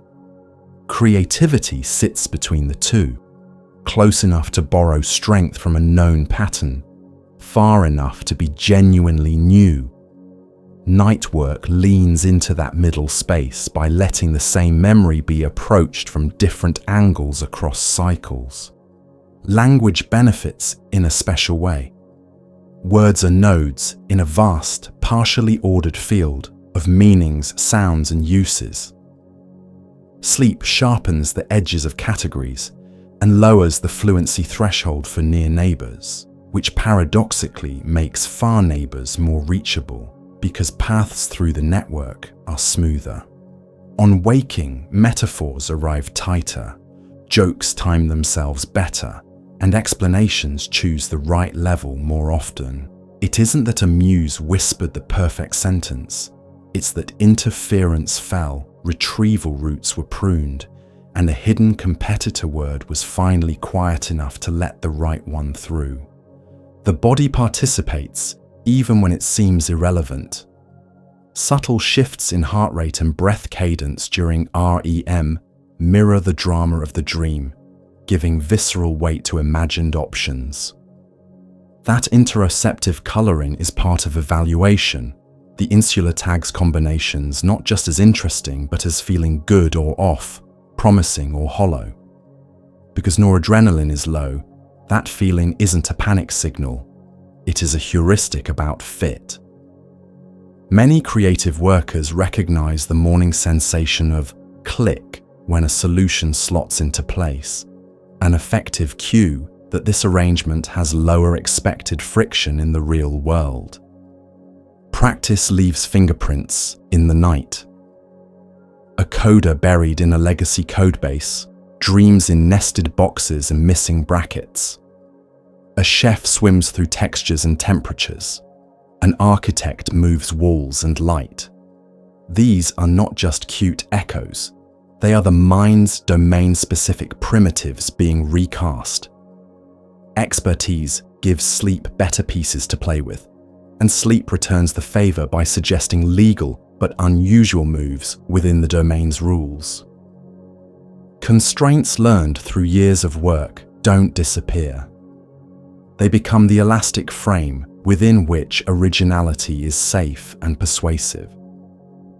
Sometimes the gift is subtraction. Daytime effort often piles ornament on a shaky beam. Overnight, the cortex will test what happens if a step is removed, if two functions are merged, if a transition is implied rather than built. The dream version may present this as a corridor with one fewer door, a dance with a skipped beat that somehow lands better. The morning draft reads cleaner because an unnecessary flourish was allowed to fall away. Creativity is frequently the courage to cut, and sleep practices cutting without anxiety. If an idea refuses to move, sleep still tends to move the stance around it. You wake less attached to a single framing and more willing to rewrite the question. Instead of, how do I force this piece to fit here? The mind offers, what is this piece actually for? That reframe comes from the default network having time to integrate the problem with autobiographical context, values, past wins, genuine interests, so the solution space is constrained by meaning rather than habit. When decisions align with that deeper map, the solutions look original because they follow a contour other people aren't tracing. Technique matters less than consistency, but simple rituals help the brain help you. Reduce sensory load before bed, so outside noise doesn't steal bandwidth. Pose the problem kindly and specifically, then let it go. Keep tools by the pillow to harvest fragments before daylight rinses them away. On waking, linger a minute with eyes closed and ask, what was I just thinking? Often the thread is still in your hand, and tugging it reveals a sketch of the night's work. A structure, a phrase, a step you were too rigid to see yesterday. Repeat this across many nights, and the mind learns that you will catch what it throws, so it throws more. What returns from the small hours is rarely a fully dressed answer. More often it's a changed geometry, elements grouped differently, constraints reordered, a weak link revealed, a leap that crosses two rungs instead of one. That is enough. Creative progress is a series of these small structural updates, each one lowering friction, widening options, quieting false paths, until the result looks inevitable, as if it could never have been otherwise. The day does not see the scaffolding. The night built it without complaint. And when the next knot appears, the same machinery will spin up again. Order setting the stage, play exploring it, feeling scoring the trials, until a new arrangement feels right and the work can move forward. Lucidity begins as a quiet metacognitive spark, an observation that arrives inside the dream itself. This is a dream. The scene doesn't have to change when you notice. In fact, the gentlest lucidity is when the story keeps moving while awareness widens. Under the hood, parts of the brain that nap during ordinary REM, especially regions along the frontoparietal control network, stir just enough to support reflection without snapping you awake. The chemistry stays dreamlike, high acetylcholine, low noradrenaline, muscles remain safely atonic, and imagery continues vivid. What's new is the layer of insight riding on top, the ability to hold two truths at once. The ocean is rolling in, and also it is a construction of the sleeping mind. Lucidity comes in degrees. Sometimes it's a microflash, a half second, during which you realize and then forget. Sometimes it's stable and spacious. You know where you are in bed and where you are in a city made of glass at the same time. Control also comes in degrees. You might not fly or conjure a door on command. You might simply choose to stay, to breathe, to look around with purpose. That choice alone shifts what the dream is for, moving it from a ride you endure to a landscape you can explore for learning, comfort, or repair. Stability is the first skill. Strong emotions pop the bubble. Blank screens of darkness mean the visual stream is fading. Rapid scene changes can scatter attention. Dreamers learn simple anchors. Touch something, bark, fabric, stone, and study its texture with curiosity. Rub your hands together and feel heat and friction. Name aloud 3 things you can see, 3 you can hear, 3 you can feel. Step slowly, noticing the floors give. If the world wavers, spin your dream body once like a child, and then restabilize by grabbing a nearby surface. If light dims, approach a lamp and expect brightness as your fingers find the switch. Expectation is a lever here. If text wriggles, glance away and back. Letters will likely shift because internal rendering is fluid. Use that as both a reality check and a playful test of the system. Reality checks set the stage hours earlier. In waking life, pause at odd moments. When you walk through a doorway, check a clock or feel déjà vu, and ask gently, "Am I dreaming?" Try to push a finger through your opposite palm. Pinch your nose and see if you can still breathe. Look at text twice to see if it mutates. Done consistently and kindly, these habits migrate into sleep. The first time a finger slides through your palm inside a dream, lucidity often blooms without drama, just a widening of the frame that leaves the scene intact. Intention helps more than force. Before bed, write a 1-sentence prompt on a card. Tonight, if I'm dreaming, I'll notice and stay calm. Or, if the nightmare begins, I'll remember I can change one thing. Read it. Imagine success for 10 breaths and let it go. After 4 to 6 hours of sleep, a brief wake, stretch, sip water, read a paragraph about dreams, followed by a return to bed, can nudge awareness into the next REM period when imagery is strongest. You're not prying the night open. You're making lucidity the most convenient path for the brain to take when it's ready. Nightmares are where lucidity's gentleness shines. When the chase begins or the room turns hostile, recognition does not have to banish the scene. You can let the set remain and soften the rules. Turn to face what pursues you and ask, without sarcasm, "What do you need me to know?" Often the figure changes, slows, shrinks, speaks, or dissolves, because fear is a prediction the dream can update. If words fail, change one variable. Add light, invite an ally, put on boots, draw a boundary line, and decide it cannot be crossed. Each of these acts rewrites a small piece of the memory network connected to the fear, decoupling the trigger from the surge. With repetition across nights, the charge lowers. The waking cue that once spiked your pulse elicits proportion instead. Lucidity doesn't require domination, it thrives on collaboration. Ask the dream for a door to a safe place, then walk through whatever appears without second-guessing it. Ask for the source of this feeling, and be willing to meet a person, an animal, a weather pattern, an empty chair. Curiosity turns the simulation into a teacher. The mind will often answer in metaphor, which is perfect because the nervous system learns structures, boundaries, approaches, distances more easily than slogans. Because the body is offline, rehearsal is low risk and precise.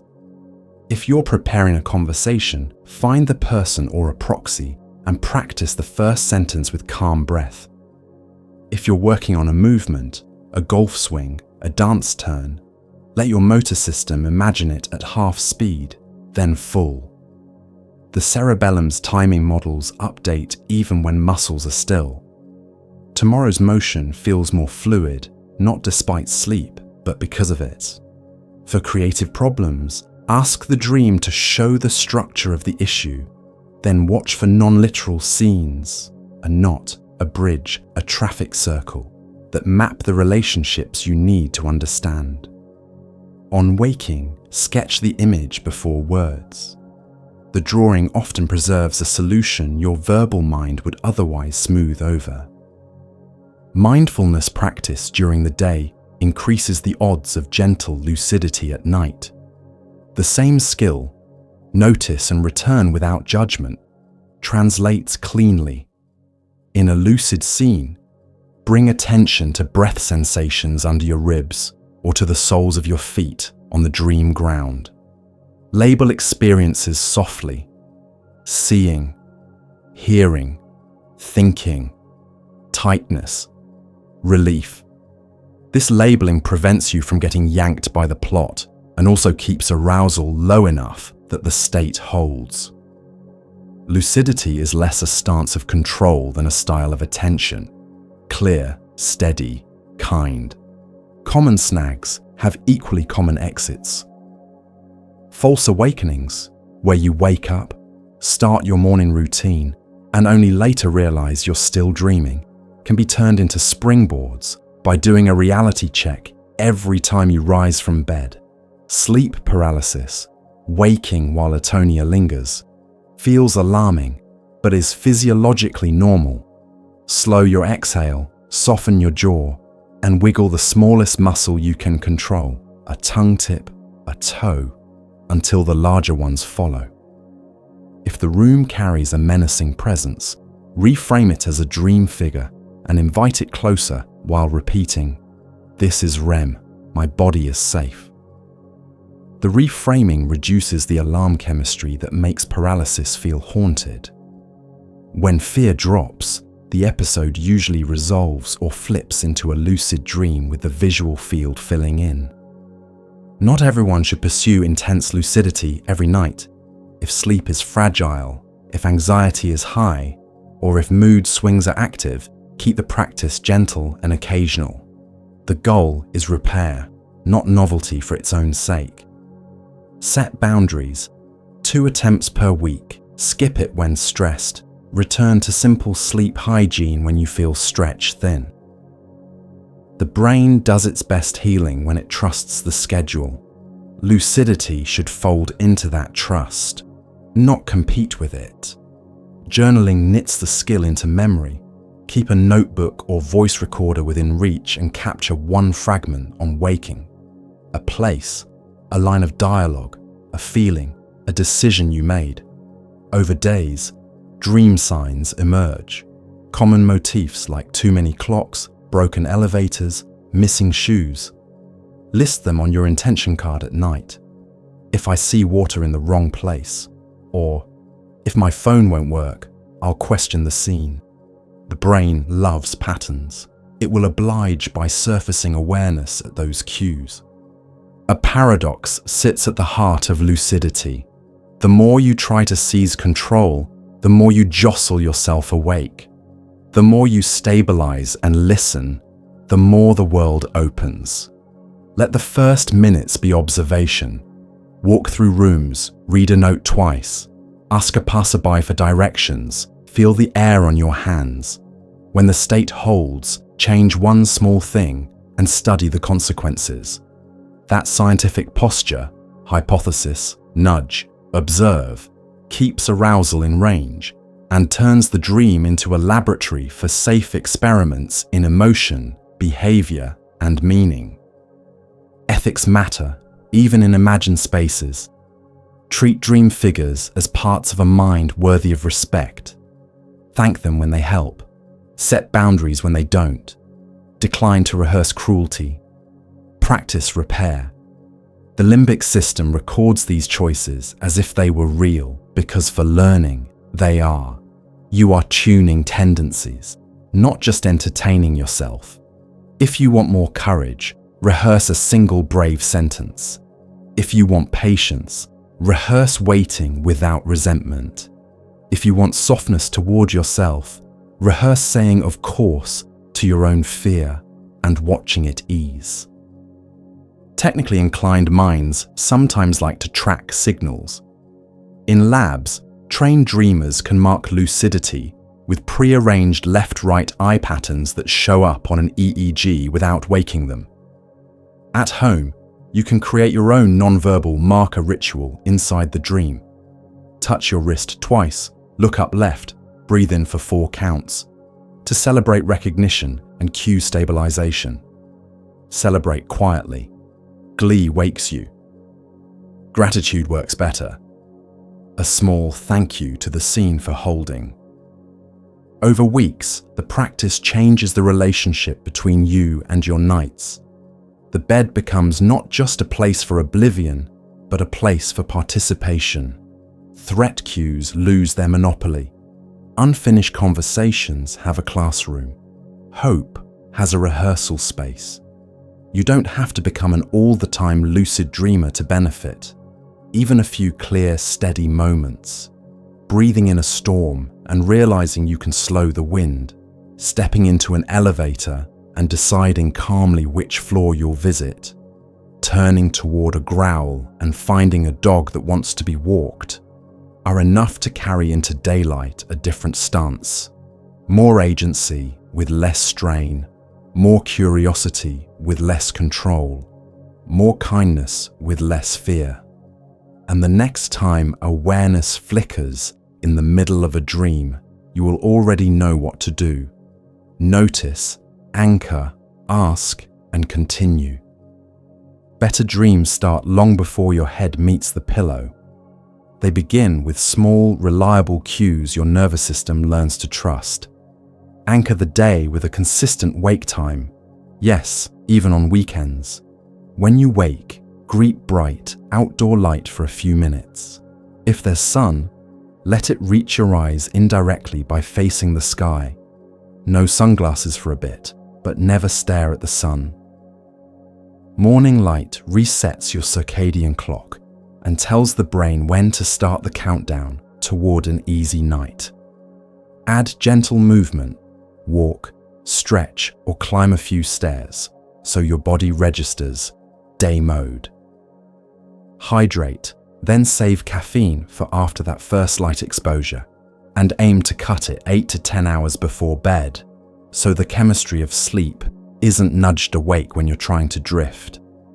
Design a wind-down window you can actually keep, a dependable ritual, not a heroic one. 90 minutes is luxurious, 60 is powerful, even 30 helps. Dim overhead lights and favor warm low lamps. Screens go on a warmest color setting or, better, go away.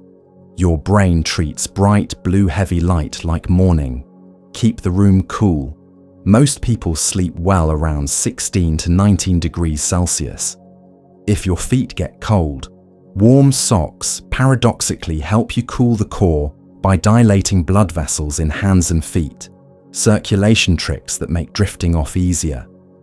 If noise is unpredictable where you live, mask it with a constant sound. A simple fan, white, pink, brown noise, or gentle rain. Consistency matters more than the exact flavor. Your thalamus learns what to ignore. Make the bed a promise, not a negotiation.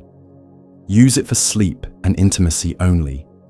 Let reading, emails, and arguments live elsewhere. If you tend to ruminate, place a worry pad and pen by a dim lamp outside the bedroom door. 10 minutes before wind down, write, "Tomorrow I'll handle." Then list the next concrete step for each item. Email X, look up Y, draft Z. The brain relaxes when tasks have visible containers. If thoughts surge after lights out, quietly get up. Write them down under a low lamp, return to bed.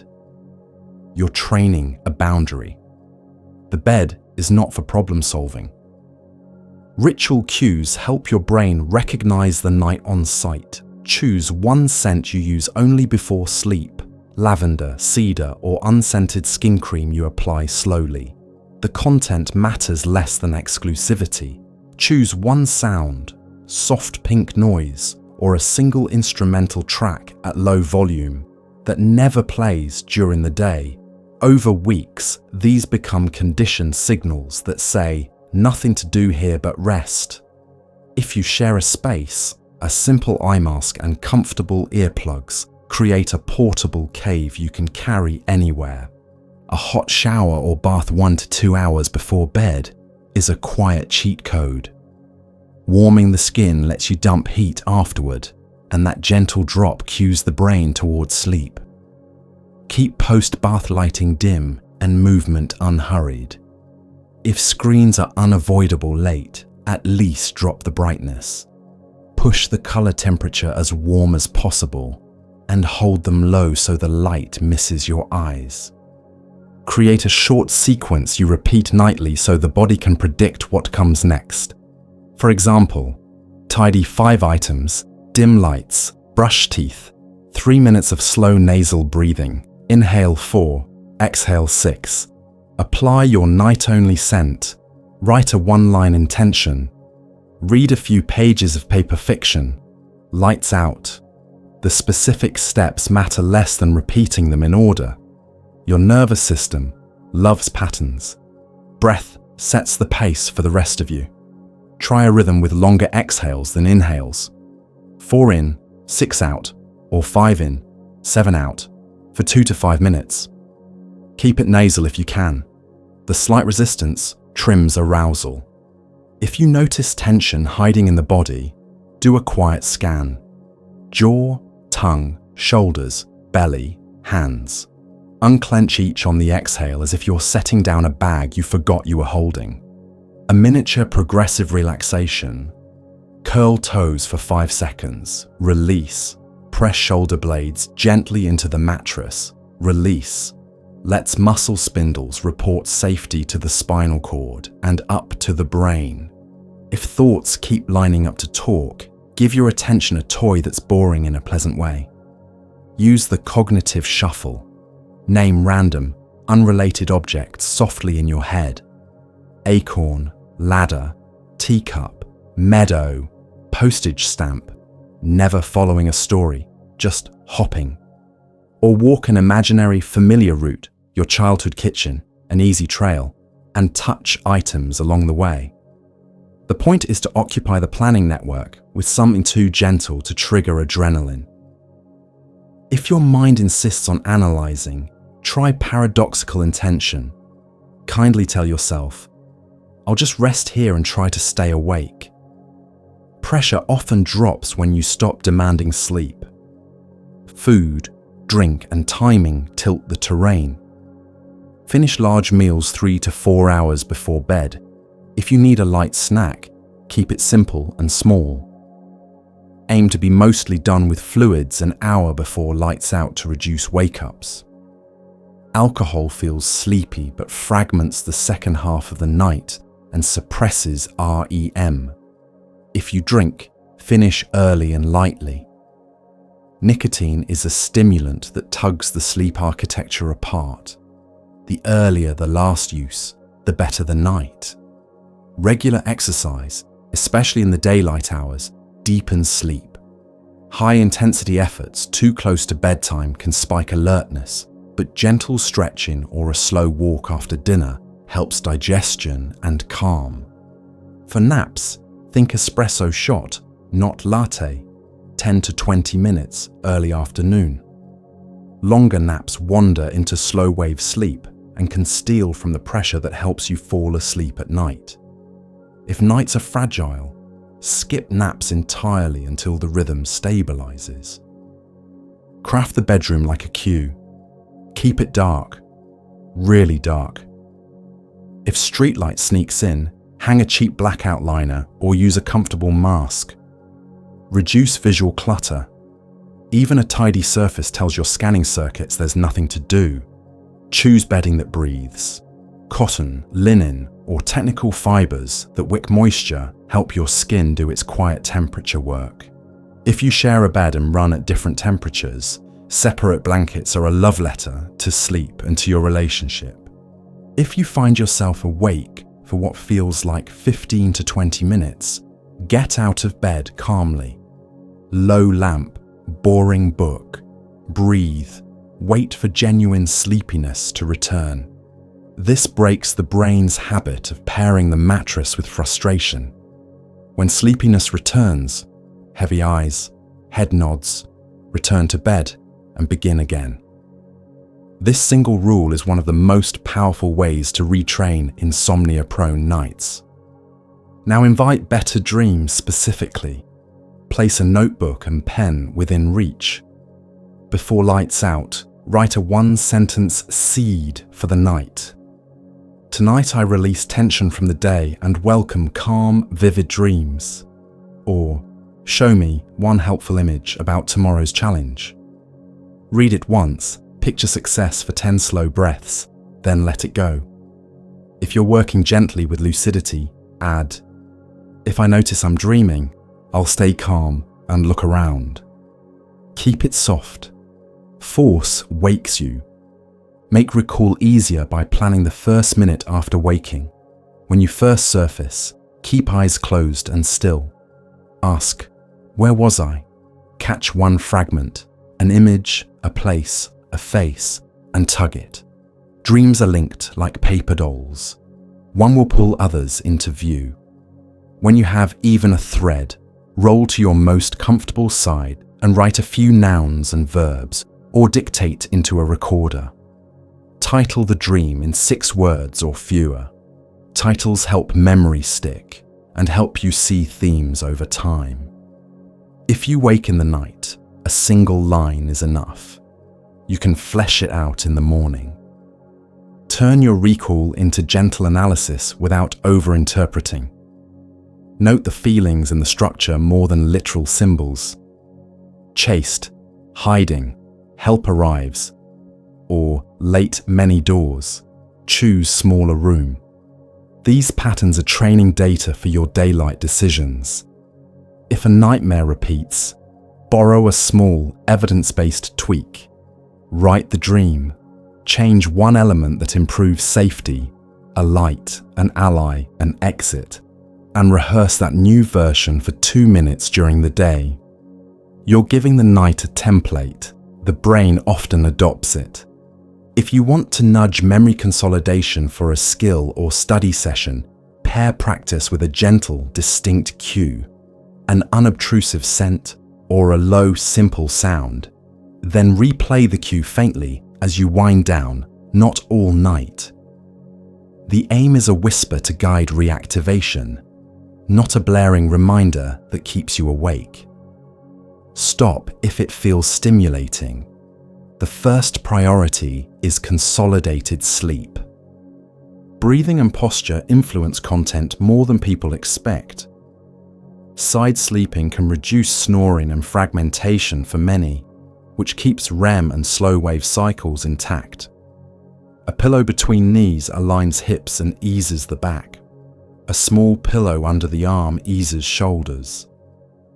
If reflux visits at night, elevate the head of the bed slightly and avoid late heavy meals. Calmer physiology allows calmer dreams. Guard the first and last 10 minutes of the day like sacred bookends. In the morning, light first, phone second. Step to a window or a doorstep. Collect a minute of sky and take 3 slow, satisfying breaths. Jot a 2-line dream summary and 1 feeling. At night, dim the world and do 1 small kindness for your future self. Fill the glass, lay out the outfit, set the coffee. So the brain learns that bedtime is a place where life becomes easier, not harder. If your schedule wobbles, stabilize 1 pole. Wake time. Let bedtime float within a reasonable range, but keep the anchor consistent for 2 weeks. The clock genes in your tissues will follow the anchor. If travel or stress scrambles you, return to the anchor, morning light, gentle movement, and a stripped down wind down. Dim, breathe, intention, bed. Tiny, specific tweaks compound. Replace 1 overhead light with a warm lamp. Move the charger out of the bedroom. Choose a single page of poetry or a calming paragraph to read nightly so your mind associates those words with settling. Keep a small stone or token by the bed. Touch it as your last act and pair it with a phrase you like. Nothing to do, or I can rest now. Your cortex will start the night already leaning toward the shape of a good dream. Most of all, trade perfection for consistency. A simple, repeatable protocol beats an ideal you abandon in a week. Give your brain the same few cues at the same times. Protect your light and your breath. Invite a dream with 1 sentence and make recall easy. Night after night, the signals grow clearer. The room gets cool and dark. The lamp goes warm. The breath lengthens. The body unclenches. A sentence lands like a small bell, and the mind understands. This is the hour for handing the day to the quiet parts that know how to heal. If you've made it all the way here, take a slow breath with me, the kind that starts low in the belly and rises like a tide, and feel how different your body is from when we began. We've wandered through the night's hidden workshop together, the broad rolling delta waves that lower the lights so repairs can begin, the quiet rivers of cerebrospinal fluid rinsing the day from between your neurons, the rhythmic handoff between hippocampus and cortex stitching memories into sturdy fabric, the synaptic reset that trades volume for clarity so tomorrow's whispers can be heard, the simulations that let you practice courage without risk, the odd, generous creativity that blossoms when the editor sleeps, the gentle art of lucidity that turns a storm into a classroom, the small evening rituals that tell your nervous system, you may rest now. You felt how sleep is not a shutdown, but a change of shift, how the brain heals by coordinating chemistry and rhythm, story and structure, feeling and function, until morning feels like a soft reboot rather than a restart. Before you go, choose 1 thing to carry into tonight. Not 10, just 1. Maybe it's a tiny wind-down ritual you can actually keep. Dim 1 lamp, breathe out longer than you breathe in, and write a 1-sentence seed for your dreams. Maybe it's a reality check. Glance at text twice, press a finger to your palm so your awareness has a bridge into the night. Maybe it's as simple as stepping into morning light tomorrow for 1 minute so your internal clock knows exactly where it is. The mind learns by repetition more than ambition. If you give it one reliable cue every night, it will meet you halfway. I'd love to hear what landed with you. Was there a moment that felt like it explained your mornings, or a metaphor that finally made your nightmares make sense? Share one image from a recent dream, a place, a color, a line of dialogue, and if you're comfortable, tell us what it felt like. Your comments are not just comments here, they're the raw material for future episodes. Which part of this journey should we go deeper into next? The glymphatic rinse, lucid stability tricks, creativity training, the science of sleep spindles, the cognitive shuffle, or a 7-night dream recall challenge? Vote below by dropping an emoji or a single word. I read everything, quietly, with a cup of tea, and those threads become our next map. If this felt calming or useful, help me keep building this sleepy corner of the internet. Please subscribe, tap like, and ring the little bell so the next night journey finds you on time. Tell me where in the world you're watching from. I love seeing this community stretch across time zones, from city windows to mountain cabins, from study desks to night shifts winding down. If you know someone who is carrying too much worry into bed, send this their way. Sometimes a better night begins with a kinder explanation. Here's a tiny experiment for the week ahead if you want a nudge. Night 1. Pick a scent or a sound you will use only before bed and pair it with 3 minutes of longer exhales. Night 2. Add a single sentence intention. Tonight I welcome calm, vivid dreams. Or, show me one helpful image about tomorrow's challenge. Night 3. Move your notebook within reach and on waking, keep still and ask, where was I just now? Write 3 nouns, 1 verb. Night 4. Choose one gentle reality check in the evening. Night 5. If a worry arrives after lights out, step to a dim lamp, write the next concrete step, and return to bed. Train the boundary that the mattress is not for problem solving. Night 6. Read 2 pages of something printed that makes your shoulders drop.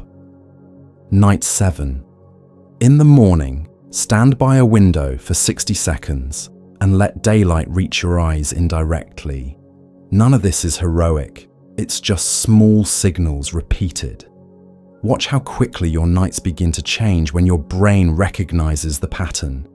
If you're working with nightmares, remember, you don't have to win. You only have to change one variable. Add light. Invite an ally. Put on boots. Ask the figure, what do you need me to know? Practice the new ending for 2 minutes in the afternoon and let the night do the rest. If you're courting creativity, pose a kinder brief. Find a simpler path with 1 step fewer, and then let go.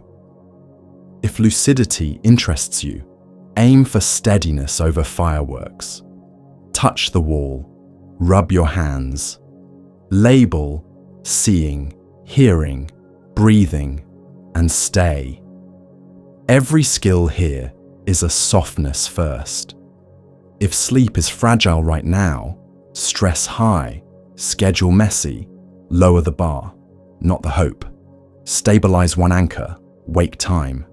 Protect your light, make the room a little cooler and darker. Give yourself one truly boring, pleasant mental toy at lights out and try again tomorrow. The brain is patient if you are. Thank you for giving your attention to something that will quietly change your days as much as your nights. It's easy to treat sleep as the leftover hours. It is, in fact, the hours that make the rest possible. Here, we try to make that practical and gentle. If you want more, there's a playlist waiting with deeper dives, guided wind-downs, and lucid rehearsal prompts. I'll pin it in the comments and description. And if you have a friend who measures their worth by how late they stay up, maybe invite them to try 1 week of kinder nights with us. Wherever you are, the city that never sleeps, the town that goes quiet at 9, a room you've known for years, or one that is new, may tonight be a little easier because you understand what your brain is trying to do when you close your eyes. May the night feel like a trusted colleague taking the late shift. May you wake with that small, unmistakable sense that things are in slightly better order than you left them. I'm glad you're here. I'm grateful for the time we share. I'll see you in the next episode. Until then, dim the lights, uncurl the jaw, write one sentence for your dreams, and let the quiet parts take over.